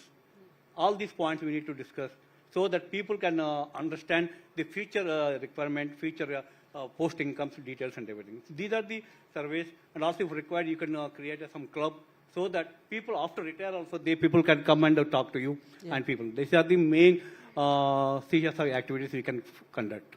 Yes, absolutely well said. A post-retirement club in every organization would be very, very interesting. Ranbir? But one thing I can tell you, in some of my countries like Kenya, Argentina, and Hungary. We have separate clubs for in this club, after retirement, even though the people are joining another company, still they are part of in my Nokia clubs, ex-employee clubs. So this is the one way we can motivate the employees and we can secure their private life and financial risk and everything. Very, very interesting. Well, you know, we are also looking at about 35 crore people above the age of 50 by 2030. You know, right now we are talking about the demographic dividend that India has, median age at about 28 years. We are the youngest working population in the world. But by 2030, the end of the decade, all of this is going to change. We are going to have about 35 crore people at the age of 50. So, Ranbir, how do you think the strategies of pension fund management need to change to ensure that they deliver consistent and stable returns to this population? So, see, pension fund has a responsibility to generate sustained higher returns over a longer period of time. Because we are talking about investments for 25, 30, 35 years. You know, assume somebody starts at 30 years. And here, I think we need to take some learnings from some advanced economies and how are their pension funds managed there. Globally, if we see 62% of the pension funds are either invested in equities or in alternate assets like real estates. And these are typically those assets, you know, real estate or alternate assets, which typically generates a higher return over a period of long tenures like 15, 20, 25 years. So as a pension fund manager, you know, our endeavor is that more and more people understand their investment choices that they have, you know, and invest accordingly. Equity is one big area which I believe can help you generate higher returns over a longer period of time, you know, because you're talking about sustained income, higher income for 25, 30 years. Alternate assets are yet not popular in India. You know, even there are some restrictions in terms of investments that a pension fund manager can do in terms of alternate assets, capped at about only 5% of the portfolio. So our strategy is very, very simple. Look at the you know, investment of capex that is happening into the sectors by the government. You know, identify you know, stocks which can generate, you know, a sustained income or returns over a longer period of time. But most important factor, again, I'm repeating, because a pension fund is managing a NPS investment, the choice is with you. If somebody takes a 25% equity exposure, there's a huge loss. So we encourage that, you know, if you're a young, there is an auto and active choice, go for an auto choice. Go for an active choice and have a 75% exposure to equity for as long as you would want to. And then gradually come to an auto choice where, according to your life, you know, the investment is rebalanced. So strategy is very clear. Equity is the answer. Alternate assets can be the answer, but there are some restrictions. But that's where, as pension fund managers, we try and see how can we maximize the returns for others. Right. Okay. So you rightly said, you know, about equity. And Sanjeev, I want to come to you with that. There has been a retail investment boom of sorts in India in the recent years. How has that impacted the uptake of insurance products in particular? And do you feel that there is a risk of people losing sight of their priorities of protecting their earnings before they actually start trying to grow them? I think every revolution has its pluses and minuses. I think one of the things that has happened in India over the last 15, 17 years, started with dematerialization of shares, then the mutual funds becoming really big, the whole awareness around it, and I think the industry did a fabulous job, the AMFI as a unit, of popularizing this whole campaign around mutual fund Sahi. Yeah. What has happened in the process now is that individuals, retail individuals, have started participating in the growth story of the country. What is essentially equity is a growth story depicted by demand and supply done by the producers. You know, that's what your corporate market is. There are consumers and there are producers. These are companies which are listed in the market, and you are becoming a participant and a shareholder of participating in this entire growth of the economy. And in this process, The retail individuals have seen the power of compounding, since the power of SIPs. We have the largest SIP inflows. Last month was about close to about 24,500 crores of SIP inflow has happened in the market. It has also given a lot of strength to the market, irrespective of FPI and FII's flows and outflows and inflows. So that has also strengthened the market. The flip side sometimes that happens is that people get into this as a herd mentality, may not necessarily have done their own research or own understanding of where to invest, where not to invest. We also see another phenomena that about 96-97% of people who have invested, retail individuals who have invested in FNOs, futures and options, have actually lost money. So you have that phenomena as well. What it essentially tells you is that as retail individuals, people who are very busy with trying to make a living for themselves may or may not be very financially savvy, because you don't have the time to go through finances, balance sheets, and P&Ls of the company. Start by taking this stepwise exercise. First, define your objective. What are you saving for? And a lot of our panelists, the earlier panels also spoke about it. It can be about retirement. It can be about taking care of your kids' education. It can be about just having that next house. It can be about just buying that next car. You have all kinds of financial needs that you're saving for. Based on that need, you have to define what are the various options, the risks associated with each option. No option is zero risk. Please understand this. There's nothing called zero risk in life. If there is something called zero risk, there is no upside. So if you are looking for an upside on your investment, you have to take risks. Some risks are moderate, some are very aggressive.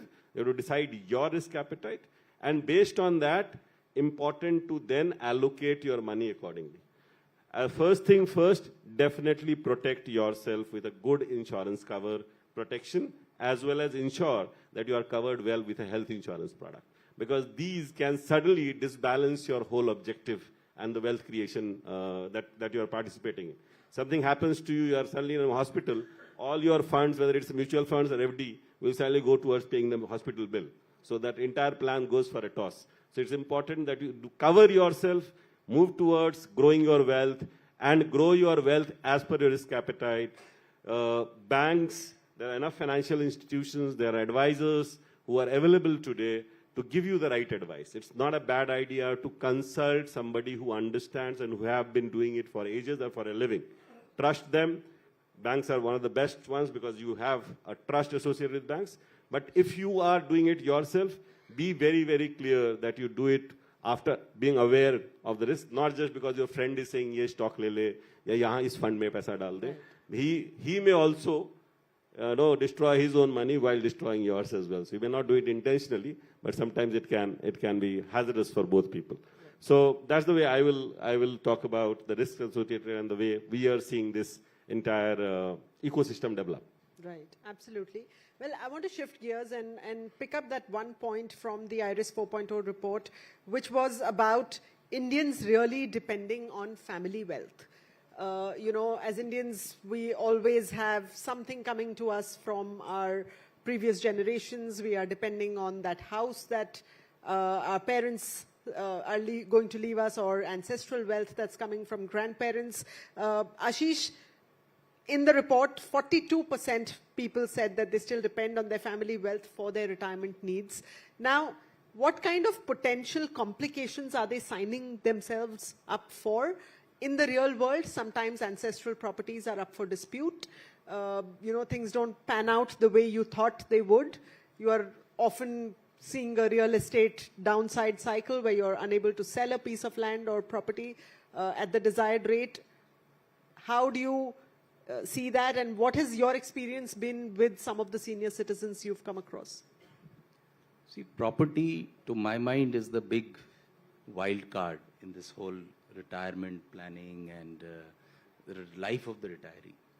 When you are young, the belief, I think the dominant belief is that if you invest and if you get your own home, and it's wrong to say people are not thinking of future. The reason why they are investing in their homes and house and real estate is because they know that, from their mindset it is, when I grow old, I need to have my own home. India is an aging at home country. We will continue to be like that, is our strong thesis. And they worry about health. These are the two important things. Now, in home, unfortunately, the asset is not, you have wealth, but you don't have liquidity. So, occasion after occasion, situations after situation, we see people who you would say have wealth. I mean, in Delhi, anybody who owns a house is wealthy, right? But it doesn't necessarily give them the ability to spend according to their needs, right? Wealth is not equal to liquidity. Wealth is not equal to the money you have to spend, or your disposable, income to nahi hai, to wealth hi hai. And in their psyche, they also, most retirees would want to leave property for their children. This generational wealth is a very, complicated thing, because this desire of leaving, my property, my house, my wealth to my children, even though many children would not want that. It comes with its own complexity of managing, etc. So it also affects the relationship in the family, where parents believe that they are doing the right thing. The retirees believe they are doing the right thing by holding on to their house and, bequeathing it to their child after them, but, it doesn't work for them. So that's a big one. I think if there are more available avenues and products to unlock the value in the real estate and property that people are living in, the retirees are living in, I think that can fundamentally change how people live their retirement. Right. Right? Absolutely. The second one I just want to take a minute on is health, right? And I talked about these worry of unexpected expenses. Yep. I think that's the other big problem to solve. How much you can keep increasing insurance cover, and you should do that, right? I mean, we should look at how things have moved in the last 10 years and therefore where they will go in the next 10 years. So clearly there's a need to do more. But if I look at how money is spent at that age, I think the solution to healthcare lies actually in keeping people outside of hospitals, not in taking them to hospitals and provisioning for them for hospitals. Right. In India, preventive care, for example, is absent. Hospitals don't promote it, I think for obvious reasons. Yeah. In India, adult vaccination is 2%. In the US, UK, Canada, 70% is adult, vaccination. 5 screens and 5 vaccinations, if every, retiree takes it, will reduce the incidence by almost 50%. Now, Yes. that's the kind of thing we need. We need to fundamentally rethink how more healthcare is focus on provided. preventive health. Right. So I think those are some things which can alter the way retirement planning happens, retirement happens at a very, very macro level. Right. All right. Well, time's up for this session, but I want you all to leave our audience with perhaps the one biggest mistake that you might have made as a youngster when you were planning for retirement, or perhaps not planning for retirement at all. A mistake that you learned from, which they can avoid. And Sanjeev, if we can start with you. No, I started NPS investing the moment NPS started, so I don't think that was a mistake. In the first almost 10, 12 years of my working life, I did not think about doing anything around retirement, also because your incomes are relatively at lesser levels. But I think one thing that I definitely teach my kids is the moment you start earning, you start planning for different stages of your life, and retirement is one of the 4 stages that you have to prepare for. So that's definitely something that I would urge. We don't have too many youngsters in the room, but if people are listening, we have lots of them watching. We have lots of people on watching. CNBC. I think youngsters, a lot of these Gen Zs actually think that retirement is for oldies. Trust you me, every Gen Z will become an oldie tomorrow. So you have to start planning. Start ASAP. ASAP. Yes. Raju, what about you? A mistake that you learned from as far as retirement planning is concerned? I feel the mistake should be, the person should be more careful in planning, like your flexible withdrawal systems, because most of the times, any liquidity issues, wealth is not important, liquidity is the most important. There are a lot of people suffer from the liquidity, even though they are billionaires, but they have no cash. That is the one we need to say, the critical liquidity. Second, you need to always protect inflation. Whatever the investment, you should always protect your inflation. And second, you need to diversify the investments, maybe in stocks, bonds, real estate, billion, something like that. Don't invest in the one side. You need to distribute the risk across all corners of the basket. That is one of the most important things. And last thing, don't expect the delay of the retirement. You should keep continue the working and get the income more and more. That is most important things. Well said. Ranbir? Honestly, I started for my retirement when I was in 30s. So, when NPS got opened, just for tax benefit. So I think a common mistake that all of us do is think your investment for only tax savings. I think that is what I also did. I only invested to the tune that I could avail the tax benefit for. Please try and understand that, this investment for your retirement is beyond your tax savings. Because we are talking about 35 years of working and 25 years of non-working life. So we don't know how the inflation is going to be and what the expenses would be. So you definitely need more than one, savings that is required for your savings. So one mistake would be think beyond the taxation and just don't stop there by investing only to the tax benefit amount. That is one mistake. Beyond ATC. Beyond ATC, ATC, D2 now, and all that we have. So Right. retirement is beyond tax savings, is what I would say. Ashish, what about you? So I'll just One echo, mistake that you made that you learned I think we talk about Gen Z now. I think we've all sort of been a little bit like that. So starting late and, tax savings and all that. One thing which, I think I've made more mistakes than people here. A few times I tried to time the market. And I think every time it didn't work for me. So I think that is another thing I've learned. The famous saying is that don't try to, it's not the time, it is not timing the market, it's time in the market. So And also, you have to stay in the market. And also one more common mistake, I can say, obligation and competition. Yeah, my colleague has the 5 lakhs policy. Why can't you take the 6 lakh policy? That is the competition. Second, obligation. Yeah, please take policy there. So obligation. Right. So these are the 2 mistakes we should avoid. Right. You always think not only for ATC, not only for the obligation, not only for competition. You should always think really what type of short-term investment, long-term investment, or for what purpose. Yeah. That is most important, my feel. Absolutely. But I made a mistake, now I rectify, but I don't have the time to rectify. And one last point, don't be in that 93% where at the age of 50 you realize that you should have started early. Yeah. So start early. Start early. That's the resounding message that we've heard this evening. Gentlemen, thank you so much for those incredible insights on how we can have a much more secure and fulfilling retired life.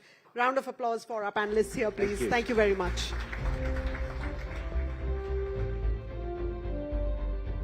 Thank you so much, gentlemen. I'd request you to please stay back, and I'd also request Mr. Dhariwal to present our panelists with a token of appreciation.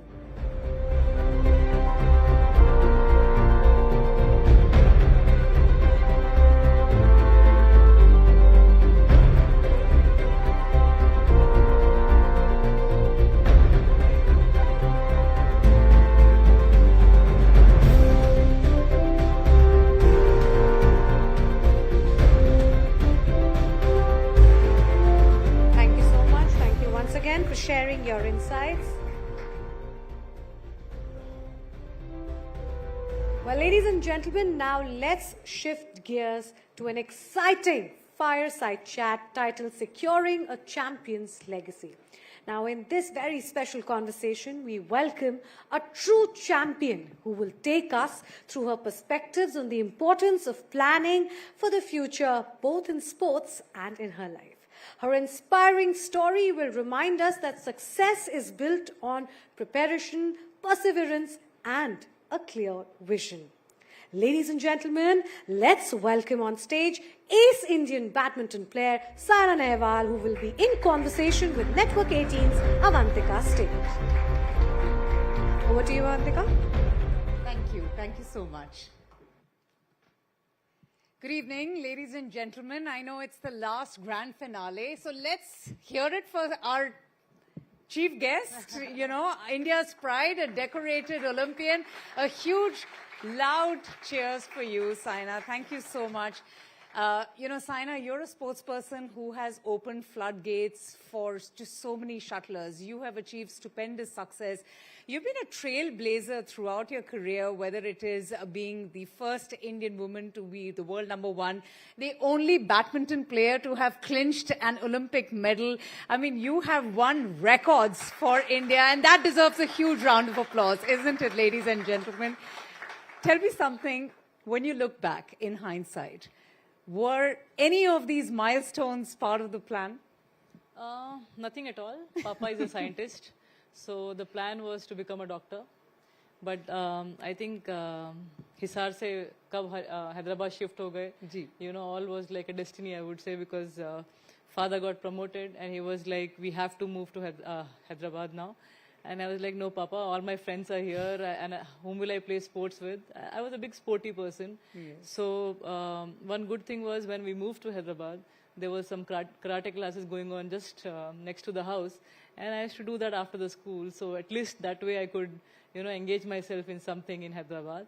But one fine day, I go up to my father and say, I don't want to get hit anymore. I'm just 8-year-old and it's very difficult. Although I got brown belt in karate. So I was like, Papa, kuch aur aisa game ho jisme thode kam maar pade. So he was like, one of his friends was like, badminton is quite popular here. And why don't you put her in badminton? Because luckily both my parents used to play in the club in Haryana. And they were familiar with the sport, and they were like, Saina ko hum dekhte hain kaisa karte hai. Especially your mother, who is here with us today, ladies and gentlemen. Saina's mother is also here with us. It's such a pleasure to have you, ma'am. Yeah. So that's fantastic. You started really young by winning the Asian satellite competition at the age of 15. And then, for a decade, ladies and gentlemen, we have seen Saina just climbing the ladder of success by competing in all of the major tournaments. But, Saina, there comes a point in anybody's life, not just an athlete, but even a professional like me, where you have to rationalize all of that workload while balancing the love of competition, and also the needs of one's own personal growth, personal well-being, and planning your career. When did that happen for you? When did that switch happen? When did, you were able to decide that, all right, this is going to work for me, and this will not, just to optimize your own physical and mental resources?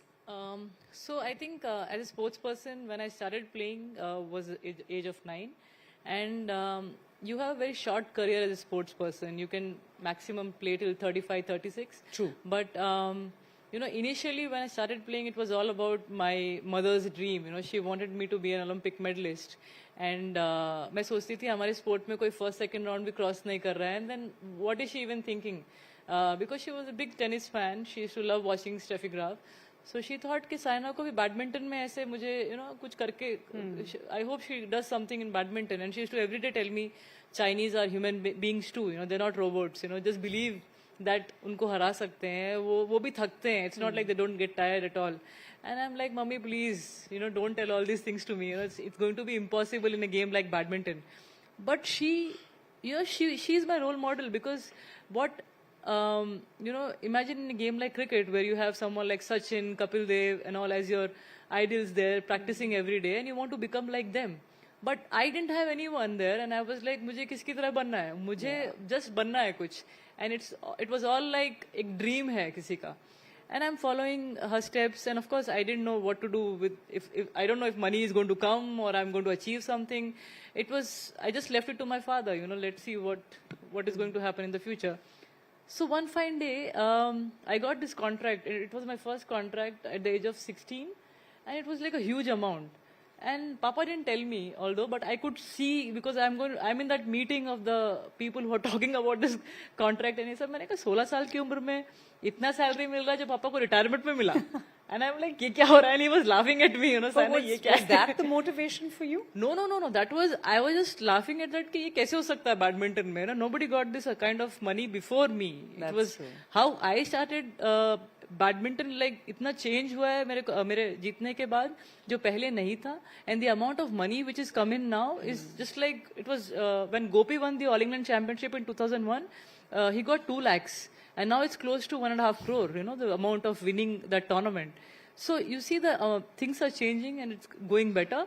But you know, that that day I didn't ask him anything because I was like, if I ask something, he's going to tell you shut up and sit. But today when I ask him, आपने क्या किया उसका? You know, how did you put that and where did you put that money?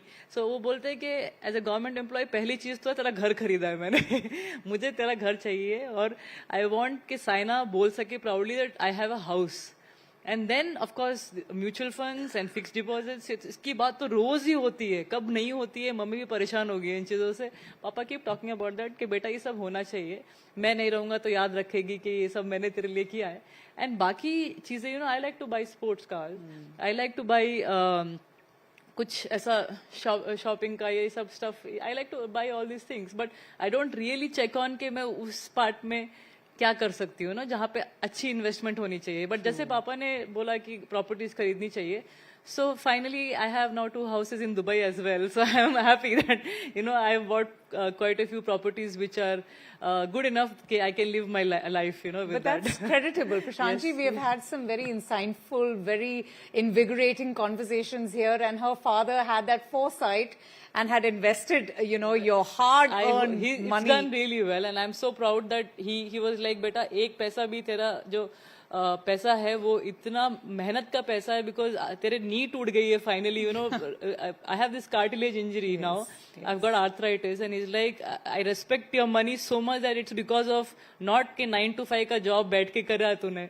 You know, it's every day of killing yourself on the court for 10 to 11 hours. And then I really appreciate your efforts. And जहाँ पे भी मैं ठीक से तेरे लिए लगा सकूँ, वही मेरा सपना था. And today I'm so proud that he was really right in every way. But you know, Saina, credit goes to you. You were talking the kind of increments that you've seen, the money coming in from 2 lakhs to 1 crore. I think credit goes to Saina, you know, putting India on the world map and being the trendsetter. Who would have known badminton in this cricket-obsessed country that we live in? Saina, speaking of your competitive spirit that we have all seen on the courts, now how has that evolved with time?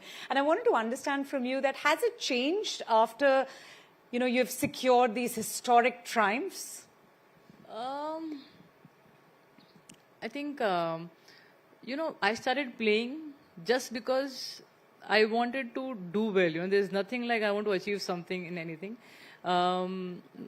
पता नहीं, मेरी बहन और मैं जैसे 2 example देती हूँ आपको. She was someone, mummy used to say कि 1 घंटा रनिंग कर ले, और मुझे भी बोलती थी 1 घंटा रनिंग कर ले.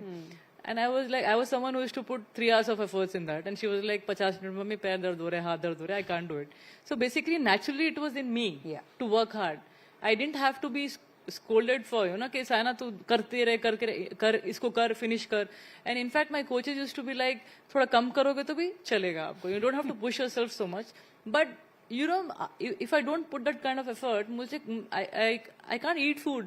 I'm like thinking about वो 1 घंटा भी कम कैसे हुआ है मेरा, you know. I have to just think about that so much that luckily that inbuilt quality of working hard, just motivating yourself even after, you know, I've played 600, 700 matches in my career and I won 24 international titles. तो आप सोच लीजिए कितना हारा होगा मैंने ये सब टाइटल्स जीतने के लिए.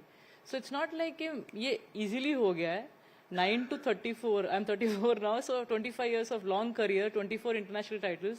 I have lost so many times. But don't you think that I wanted to stop playing? Every time when I lost, I wanted to stop playing. But that was only for that 15, 20 minutes. But after that, what? After that, I was like speaking to my mom, my dad, and they were like, ठीक है, छोड़ दे, छोड़ के बैठ के क्या करेगी? So, you know, on that, as a follow-up, Saina, that's a very pertinent point you raise. We all speak about success. And like they say, nothing succeeds like success. And everyone is talking about a person when you achieve those laurels and triumphs. What happens when you lose? I want to know from you today, and it's so important for each one of us in our respective careers. How does one motivate and pick up oneself after facing a loss? What I feel is आप हारे नहीं तो आप जीतोगे नहीं. You know, you'll have to face the defeats. So that's what I was telling you. The moment I lost the matches, I used to go to my parents, coaches. Although I made sure that from the time I was 13, 14, my mom, my father travels with me to tournaments. We didn't really think about the money that time because I know it's not easy. आप खुद travel करने के लिए 1 साल का अगर आप 17 tournaments लगा लें तो 35 lakhs in a year होगा वो. Plus you have to take your coaches, trainers and everyone. And then I'm taking my parent as well because I feel if they're there with me, I'm a little bit more ready for what I have to do. If I'm going alone, then I'm like, theek hai, haar jeet hai, okay hai, and I'm not worried about whom I'm going to play. Okay, I'll give my best and come back. But when she's there with me, she's like, every minute when I'm eating, when I'm training, when I'm actually walking, outside the room, she's telling me 24/7, you have to be ready, you have to play well. Even if you lose matches, I've lost so many matches, but give your best. There's not even a single match in my career where I've lost, like, kuch khela hi nahi hai. Every time I have tried and lost. Wow. And every time people are like, just miss ho gaya yaar, just miss. Imagine that just miss ho gaya yaar is so much of a torture word for me. But when I go back to room and I'm sitting there, I'm watching the match. YouTube pe aajkal to match immediately aa jate hain. When I'm watching the match, I'm like, this was the only mistake which I made. Okay, let's go to the gym. Run for an hour, mad running, do some heavy lifting, and then after that I'm like, yes, I want to eat good food and go back to training tomorrow morning. True. Because I am the few blessed ones who are actually playing quarters, semis every tournament, and it's just the matter of winning tournament. But there's so many people who are losing in first rounds, and they're coming next day and training in the morning, and the coaches are like, shut up and train. So this is the attitude even I want. Even if I'm world number 1, I want to achieve a lot more. There's no... you are never satisfied with the results. You just want to achieve more and more and more, and that's what make you happy. तो वो क्या होता है, कभी-कभी हारने के बाद you forget. You are like, you're good for nothing. Bounce back. You're waste the and all new that. day. ऐसा नहीं हो. This is very good words actually. I know. हमारा तो ऐसा लगता है कि this is waste. You're good for nothing and this that. And Haryana से mummy, the way you can only think how they will talk and torture you. But today I am Saina because of the torture. And I better take it because so many girls want to be me. So many girls come to me and say, Saina banna hai, Sindhu banna hai. I've seen Sindhu's parents also, they're scolding like anything. But उसी की वजह से आज हम 2 women badminton player हैं जो इतने popular बन गए हैं, मेन से ज्यादा भी. हमारे इतने सारे मेन प्लेयर्स भी रहे हैं, लेकिन हम दोनों इतने पॉपुलर हो गए कि इतने टाइटल्स जीत चुके हैं. That's because one of our parent is mad. So mad. But I have to give it to a very dutiful child who had been listening. Otherwise, many children also just put their hands up and won't give up. मैं रोई हूँ, मैंने वापस जवाब भी दिया है, लेकिन थप्पड़ पड़े हैं ना मुझे उसके लिए. Speaking of badminton, like tennis, it's an individual sport. Yes. So, Saina, how important is to have the right support structure? You just spoke about it, your coaches, your companions, your parents. Do you think that also has a very big impact in achieving the right results? So, I got my first physio at the age of 19. Can you believe it? Today, people require it at the age of 8 or 9 if you want to have a long career. Luckily, with my genes, I didn't have any major injury till the age of 18, 19. But today's kids at the age of 9, मुझे आके बोलते हैं, when I see them, दीदी disc problem हो रहा है. मैंने कहा डिस्क पता है तेरे को क्या है किधर है? तो नहीं, डिस्क बैक डिस्क हो रहा है. मैंने कहा ठीक है, फिजियो को दिखा. At least they have good physio trainers and everyone here.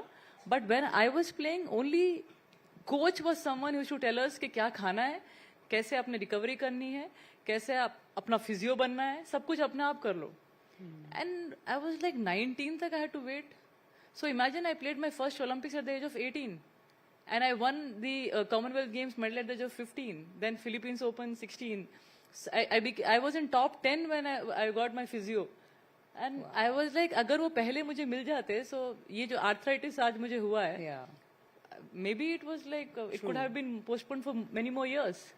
So you can just imagine the amount of results I had without having all these things. But it's all thanks to her, this thing that she made me believe कि सब कुछ चलेगा. थोड़ा बहुत pains भी चलेंगे if you want to be the best. It's okay.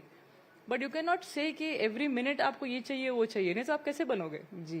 You'll have to be a little bit more stronger. And of course you had to change the game style a little bit more. I was a more rally player. I had to I was just picking up every shot and the opponents were like, तू छोड़ती नहीं है.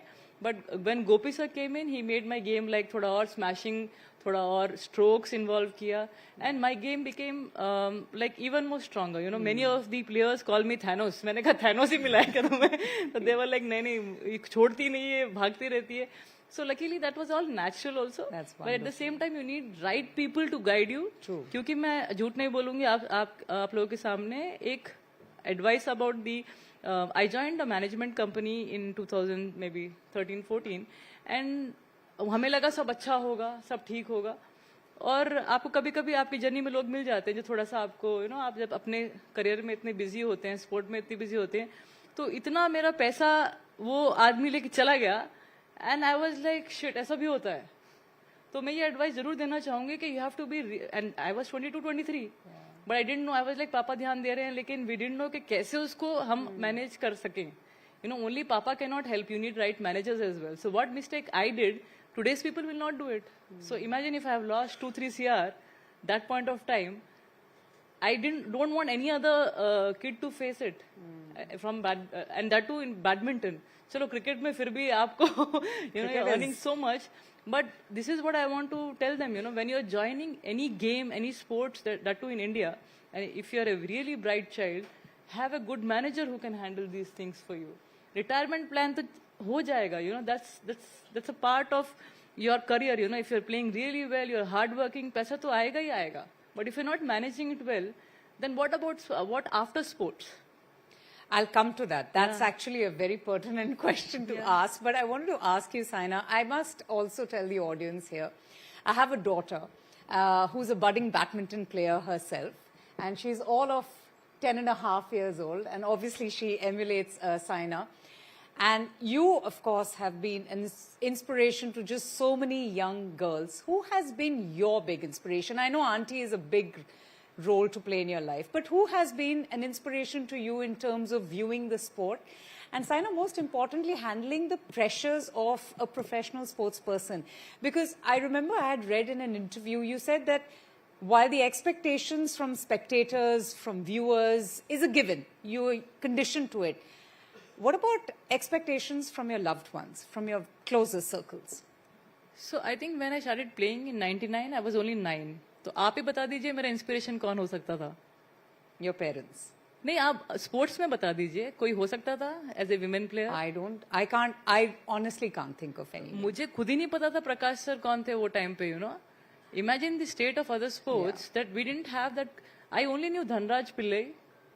पापा रोज उनका नाम लेते थे क्योंकि he is a big hockey fan, and PT Usha ji of course, but she was long back, थोड़ा सा पीछे उनका हो गया। Did anyone from the audience remember? I'm sure that there would be, but from badminton, any names? मुझे तो वो time पे obviously थोड़ा बहुत प्रकाश सर के, but we don't have videos. No. We don't know how is work to win that championship. But आप 82 की बात कर रहे हैं, पैदा मैं हुई 90 में, तो it's not going to happen that way, right? आपको अब जैसे बच्चे मिल जाएंगे तो वो बोल भी देंगे, एक साइना है, एक सिंधु है, एक श्रीकांत है, एक प्रणय है, एक सात्विक चिराग है। अभी तो आप इंस्पिरेशन ले भी सकते हैं, उस टाइम पे मैं किसकी इंस्पिरेशन लूं और क्या बनूं मैं? So that was all a question mark, right? And then in a country where you're just behind cricket so much, not that we don't watch it, it's the most loved sport and the association handles it really well, and that's why it's here. आपको ये भी पता होगा कि वहाँ पे अगर आप स्टेट लेवल पे खेलते हैं तो आपका career is set, you get a job, but इसमें आपको जॉब नहीं मिल रहा है, आपको you are getting any sponsorship when you are in top 10. आप अगर टॉप 20 में नहीं है, you don't get funding, you don't get to play international tournaments. So who did you find at what point in your career who helped changed your view about things in badminton? I would say it's only me. मैं ही अपनी inspiration थी शायद, because only thing I loved was to train hard, to do well. I don't know from where I got this. Maybe my mom has this attitude, maybe Papa has this attitude, but I just wanted to work hard, do well. मैंने सोचा ही नहीं मेरा future कहाँ लेके जाएगा मुझे, but I'm thankful to BPCL, Bharat Petroleum. They gave me job at the age of 13. And at the age of 12, I played my first senior level tournament. At 13, they give you a job. I'm already 20 years with them. So imagine. That's wonderful. उनको मैं बोलती हूँ आप अभी तक, क्या मैं आपको लगती हूँ 50 साल की? उन्हें नहीं, आप हमारे साथ रहेंगे, आप हमेशा रहेंगे. How wonderful. So they're like, that's long-term investment. नहीं, they're very sweet. They help me. They should give me 25,000. थोड़ा वो भी क्यों देते थे? To buy racket, shoes. आप टूर्नामेंट्स खेलने की बात कर रहे हैं. But that's very thoughtful. Very thoughtful of them. And when I was playing tournaments, ना मुझे 13-14 में, जैसे मैंने आपको बोला, एशियन सैटेलाइट चैंपियनशिप अभी आपने मेंशन किया, I won at the age of 14. Then I got some foundation, Lakshmi Mittal foundation आ गए, फिर एक ओलंपिक गोल्ड क्वेस्ट फाउंडेशन आ गया. उन्होंने मुझे फंड किया to play 13-14 super series tournaments. तब तक कोई गवर्नमेंट का सपोर्ट या कुछ ऐसा नहीं था. Government is to support for 3 big tournaments, World Championships, Thomas Uber Cup, and All England. But other Super Series, if you want to reach a certain level to play these tournaments, uske liye you don't. Obviously, I will not have the funding. True. Then, luckily, they saw that Saina is a bright student. She's working hard. Maybe we should support her. You won't believe at the age of 15, 16, I traveled to so many tournaments alone without coach as well. Because Gopi had to look after so many other young kids. Alone to China, Korea, all these countries. Can you believe commendable. it? That's commendable. I'm actually thinking, I think that's what it makes you, Saina, the drive that you had, the self-motivation. I'm communicating with Chinese taxi driver. Yeah, this hotel, because they can't even talk, True. And I'm non-stop talking to my parents, and they're worried that she's small, how she's going to manage. But I used to call them, I've reached the hotel, this is fine. Practicing alone, I didn't have any practice partner.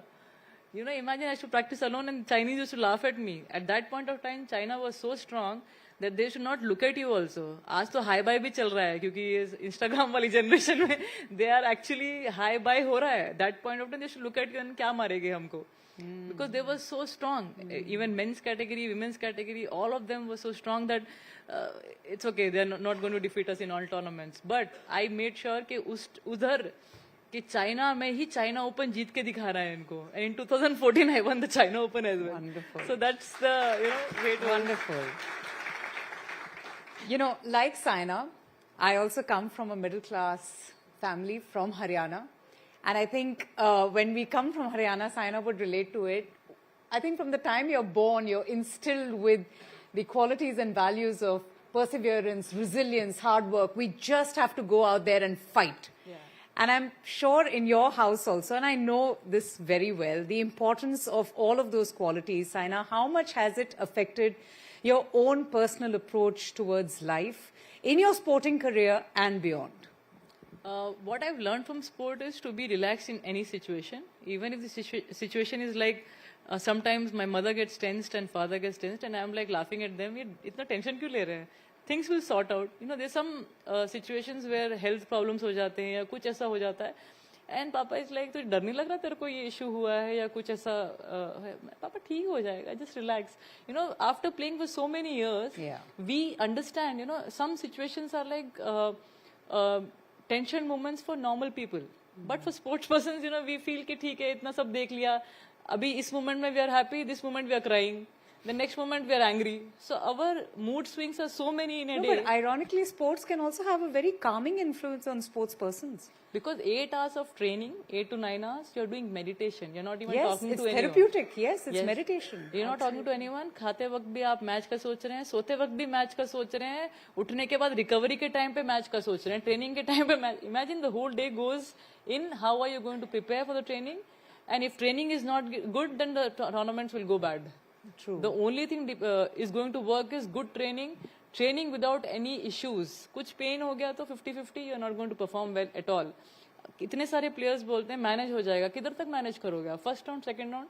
What about the quarterfinals, semi-finals, finals? But Saina, you have to have something that makes you different from the rest. And I would think that would be, okay, it came from your parents, perseverance, resilience, fighting back. But wouldn't you credit all of those in shaping a sports person's career? I mean, one is born with talent, and we have seen the likes of Roger Federer or Sachin Tendulkar. Talent.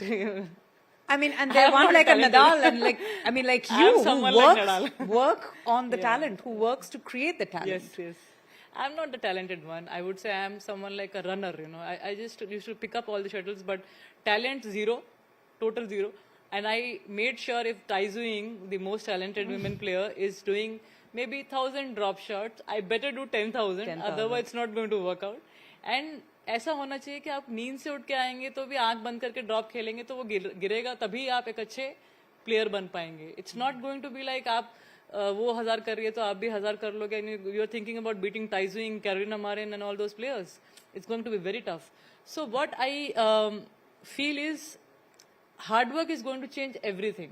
Hard work can beat talent for sure. And if talented person is doing the hard work, then you have to better be scared of that person, because you have to be a notch above. Definitely, I can imagine. I've seen Tawfiq Hidayat, talent plus hard work, but Lindan comes there And Lindan is the most hardworking, I would say, कि उसने उस talented इंसान से और इतना hard work किया. चलो उसको हराया, लेकिन उसके बाद उसने 8 और ऑल इंग्लैंड जीते हार्ड वर्क से. But Taufiq was so talented, काम, रिलैक्स कि उसने बोला कि एक ही बार में चलेगा. मतलब that's the way hard working person is. वो कभी सोचेगा नहीं कि मैं टैलेंटेड हूँ, इतना ही करूंगा चलेगा. Hard working people will always be doing good hard work and उनको पता है कि there is no limit for success. तो आई थिंक ऐसा एक I don't know if it is inborn और जो भी है, मुझे बस पसंद था टू पुश माई सेल्फ. चाहे आप मुझे कितना भी पुश कर लीजिए, आई शुड लाइक इट. अच्छा नींद आता था. अगर मुझे घर बैठ के ये टीवी 1-2 घंटे का workout, I am not someone like that. Even today I have issues with my knee. I am like I should train for 10-11 hours. This is not the way. I can't sit at home. I go out, I do my gym for 1-2 hours. I feel so good. I go do running for 30 minutes and I make sure that the knee doesn't get big because it swells up. You know, when I do heavy training, it becomes really big. I in fact took some 13-14 injections to get out the वो swelling आ जाता है, तो वो जो अंदर water जो आता है उसको निकालने के लिए 10-15 times injections भी लिए मैंने. I was like, no, this is not going to help me do 10-11 hours of training. Then I'm like, okay, I have to take a back seat now, but how do I maintain the body? You know, when I've trained for 25 years, kept my body in a toned position and strong position, now I can't do कि मैं नहीं कर पाऊंगी. I'm trying my best to push as much as possible, look like an athlete and train like that to make my body tone. But it definitely comes from only if you have that sports person's the mental toughness. Otherwise नहीं होने वाला है वो. क्योंकि मैंने अपनी जैसे अपना ही बहन का एग्जांपल देती हूँ. मम्मी बोलती है तू भी कर, तू भी, तुझसे भी होगा. मम्मी नहीं होगा. But today she says mummy आपने मुझे मारा क्यों नहीं? क्यों नहीं मुझे सिखाया कि जैसे साइना को सिखाया? साइना को सिखाया नहीं हमने कुछ. जो पैसा तुझ पे लगाया उस पे तो कुछ लगाया भी नहीं हमने. I think it's in fact, Saina, one of your erstwhile coaches, Mr. Vimal Kumar, had said in an interview how Saina's mental toughness is one of the best in India. He actually went on record. I never played with dolls. I never played with anyone, any kind of toy. Well, he gave you the edge even over your male badminton players. That was after I was in top 10. You're talking about top 10. But what about the younger stages? When you want to play with your friends, you want to have all these nice things. My mind became strong not because of Vimal sir or anyone. It was at the age of 9-10 when I became strong. 12 तक तो मुझे खुद भी पता था कि इसको हराना है मुझे. Imagine I'm 12 and I'm thinking about beating world number 1 in women's singles category. Why? Because that time मुझे जो सिखाया गया है कि this is what you are born for. मेरे कोच ने मेरा नाम लिख दिया world champion at the age of 9. How is it possible? अपने फोन पे दिखाते रहते थे वर्ल्ड चैंपियन लिखा है. मैंने कहा सर आप पागल हो गए हो क्या? But used to make me laugh and at the same time used to motivate me. नहीं होगा. No, I have to. Saina is being very humble here. I have to share something. You know, I'm going to take my daughter's example. She's training at these 2 stadiums.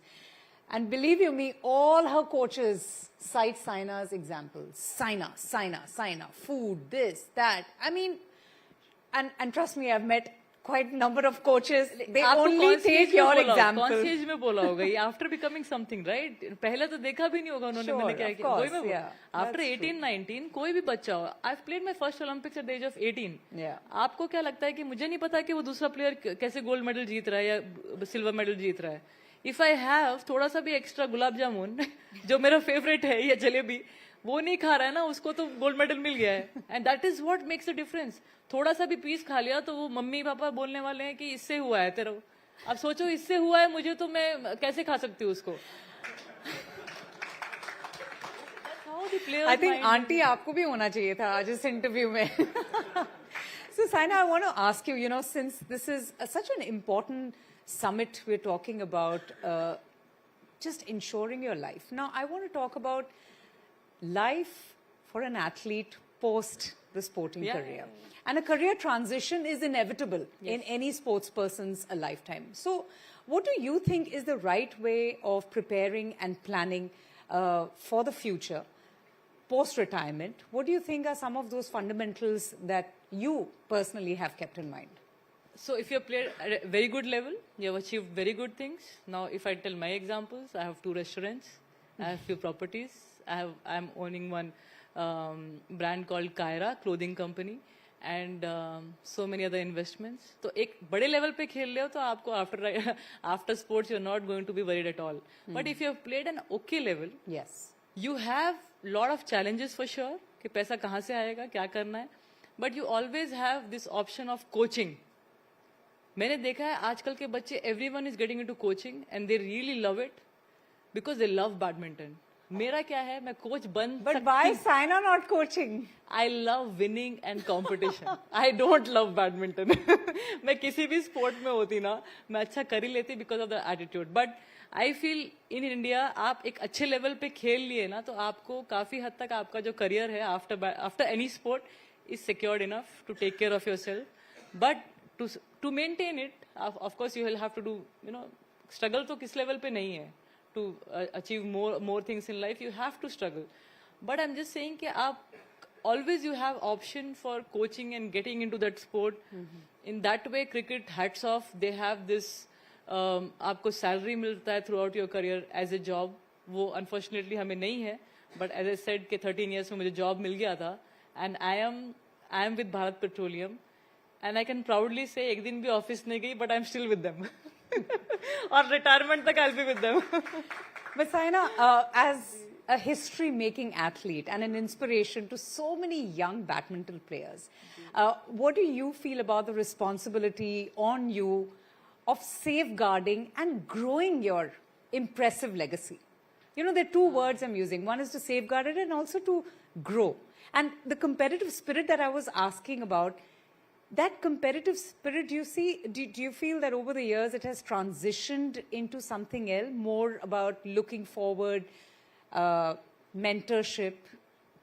I do that. I advise them. I would like to make them believe it's possible in whichever way. But coaching is not easy. It's like teaching, right?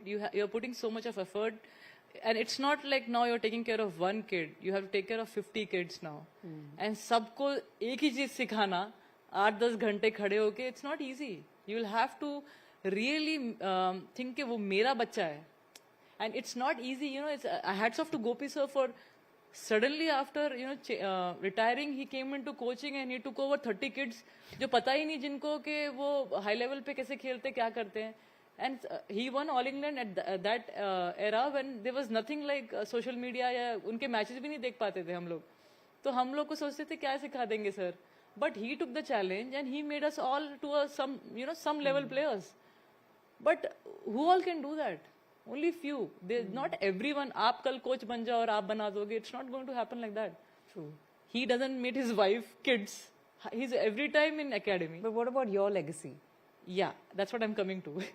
I think I can help the kids in a way that I can motivate them. I will try and make them believe it's possible when they come and tell me, Didi, out कैसे चले जाता है या इतना training करने के बाद भी we cannot achieve. And मैं training में सबसे last रहती थी, I still achieved. तो उनको वो सब I want to make them understand कि it can happen. It's not like you have to be very talented in every kind of training. But जहाँ पे कोर्ट पे आपको अच्छा रहना है, जहाँ पे आपका काम बनता है, उधर आप अच्छे रहिए. ये सब चीजें I want to explain to them for now because I've played 25 years. ये मेरा जॉब हुआ है. जब आपका 25 साल में जॉब लगता है, मेरा 9 साल में लग चुका है. लेकिन now I want to see the world for some time. I want to see what I like more now. You don't know, after 2-3 years, maybe I open academy, I am suddenly a coach, a big coach. But I always have that option. Sure. But people remember me as fighter, They're like, Saina तो छोड़ती नहीं है कुछ. That's what I hear from everyone. I'm like, आपने देखे मेरे matches? Ma'am आपके matches इतने बार देखे हैं. वो मुझे एयरपोर्ट पे मिलके लोग बताते हैं. तो लेगेसी मैं कैसे छोड़ सकती हूँ अपनी? यही के never give up attitude रहना चाहिए. I know आज आप शायद कुछ भी नहीं है, but कल मैं नेशनल चैंपियन बन गई ना. परसों मैं इंटरनेशनल लेवल पे भी सेलेक्ट हो गई थी. So it's not that today you think that it's not going to happen, but I did it tomorrow. But अगर आप आज काम नहीं करेंगे तो कल भी नहीं होगा. So I just want to tell them कि आज काम करो. हम इंडियंस थोड़े लेजी हैं.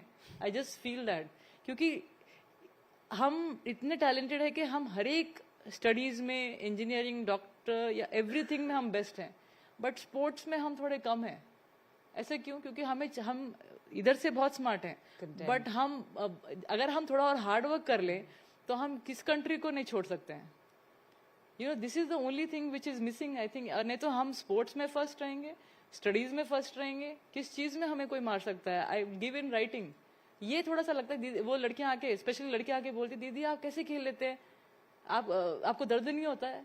मेरा बॉडी भी आपकी तरह ही है, लेकिन आपको ये बिलीव करना चाहिए कि पॉसिबल है जब मैं कर सकती हूँ. नहीं सर, नहीं दीदी आज मैं मोटिवेटेड हूँ, आज अच्छा खेलूंगी. तो ऐसा चाहिए मुझे कि बच्चे जो आए, नए लड़के लड़कियां जो भी फील्ड में जाना चाहते हैं, मैं ये नहीं बोलती हूँ कि आप स्पोर्ट्स में ही आओ. Me being sports person I can proudly से कि जो पोडियम पे खड़े होने का फीलिंग मिलता है जो मेडल के साथ, वो कहीं भी नहीं मिल सकता है आपको, चाहे आप कितने भी डॉक्टर्स इंजीनियर्स बन जाओ. I feel. लेकिन अगर आप स्पोर्ट्स में आएंगे, आपको जो लोग रेस्पेक्ट देते हैं क्योंकि आप कंट्री के लिए करते हैं, तो जो आर्मी वाले या डिफेंस वाले कर रहे हैं ना, आपको वही फीलिंग आता है कि हम भी कंट्री को सर्व कर रहे हैं. You know, this is what I want. You know, बच्चे आए और ऐसा करे. बाकी हर एक फील्ड में तो हम बेस्ट है ही, थोड़े से और बच्चे आए, क्रिकेट में हैं, अदर स्पोर्ट्स में आए, अच्छा करे. और मुझे लोग जाने की साइना एक हार्ड वर्कर है, जो जिसको टैलेंट नहीं था, बट उसने शी मेड श्योर के हार्ड वर्क कर करके अपने आप को टैलेंटेड बनाया और वो वर्ल्ड नंबर 1 बनी. जो काफी लोग, आप काफी कमेंट्री भी सुन सकते हैं जब मेरे मैचेस पे वो लोग करते थे पीछे, she is not a good mover on the court बोलते थे मेरे को, but how she is winning matches, I made it possible with my hard work. Sure. So that's all I can say. Hard work. You know, Saina, I think your steely tenacity and your fierce determination is truly admirable. हम तो नहीं छोड़ेंगे आपको. You may have announced your retirement, but you have left an indelible mark in our hearts, our minds. Let's have a huge round of applause for Saina Nehwal. It's been such a wonderful conversation, Saina.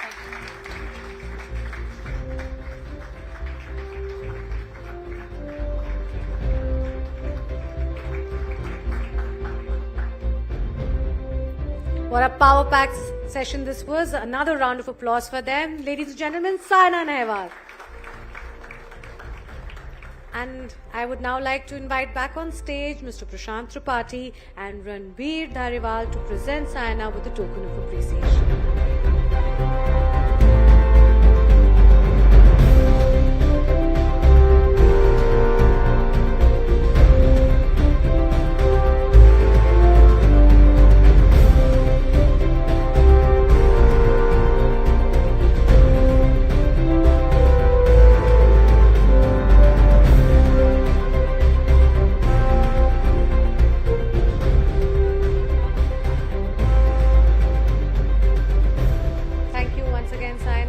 Heartfelt insights.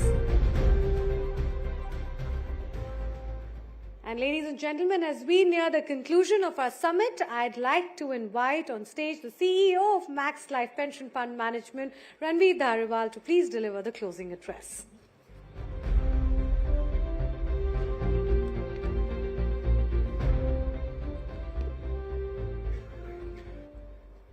So what a wonderful session, what wonderful experience, and what knowledge sharing today on this platform. So मेरे और dinner के बीच में सिर्फ एक thank you है, so you've been a very wonderful audience. So last maybe a couple of minutes, and it's actually a great privilege to stand here in front of all of you, on this occasion, where we actually launched our IRIS 4 survey, and that gave us a lot of insight and understanding about, how ready as a nation we are when it comes about retirement. So to begin with, allow me to extend a heartfelt thanks to all our distinguished panelists, for a wonderful experience sharing that all of you did today in our panel, and our audience gained a lot from you. So thank you very much, Mr. Subrata Chaudhary, Ms. Naina Lal Kidwai, Mr. Sanjeev Roy, Mr. Kamaraju Mutalaya, Mr. Amit Kukreja, and Mr. Ashish Gupta. Thank you all for joining us today and gracing this event with your esteemed presence. Thank you so much. We are especially honored to have Ms. Saina Nehwal here. She's truly an inspiration, let me tell you, as a parent of a 13-year-old. My daughter wins a gold medal, in yoga. I always give examples like PV Sindhu and, Saina Nehwal here, that these are the inspiration. They share with dedication, hard work, and she absolutely mentioned the right thing. They did it when it was actually not even believed. not even thought of. So they actually did all the hard work and opened the floodgates for all the other youngsters today who can actually think of and dream of winning these gold medals. So thank you very much, Saina, for sharing your experience and what a motivator you are. Thank you, Mr. Variko, I think he's not here, for your insights on entrepreneurship, growth, and the meaningful living resonate deeply, encouraging us all to find purpose in every phase of life, including retirement. Thank you, thank you both of you for joining us. Finally, thank you very much, Prashant. You are truly a guiding light for us. Prashant, vision continues to inspire all of us, on every day, every minute. Personally, I learn a lot from Prashant. Yeah, so thank you very much, Prashant, for joining her and leading the stage here today. Special thanks to our trusted research partner, Kantar, who has helped bring this study to life. Your data-driven insights have not merely been numbers on paper, but rather a reflection of the hopes, aspirations, and anxiety of millions. Also grateful to CNBC Network 18, our event partner, who have really helped us in designing and orchestrating this wonderful event. Your platform, known for fostering meaningful conversation and shaping the narrative of our nation's economic landscape, has provided an ideal stage for us to share our findings. No better platform than this today. Thank you, Rahul Talwar and entire Max Life team. Your efforts were all behind the scenes, but without them, this wonderful event which we are seeing could not have been possible. Thank you for all the participants. I truly value your time, taking out your time on a busy day and listening to all the panelists, and all of us and the findings of IRIS. So really thankful for making this event a grand success.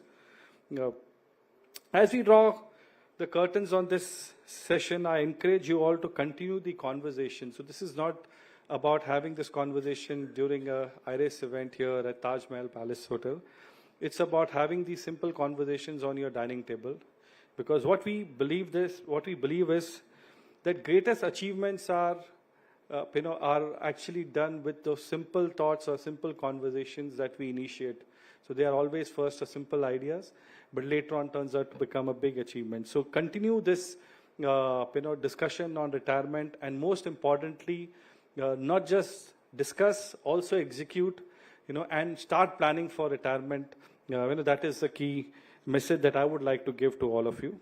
So thank you once again for being a wonderful audience, and thank you for being a part of the session. Truly, thankful to all of you. Thanks a lot. Good night.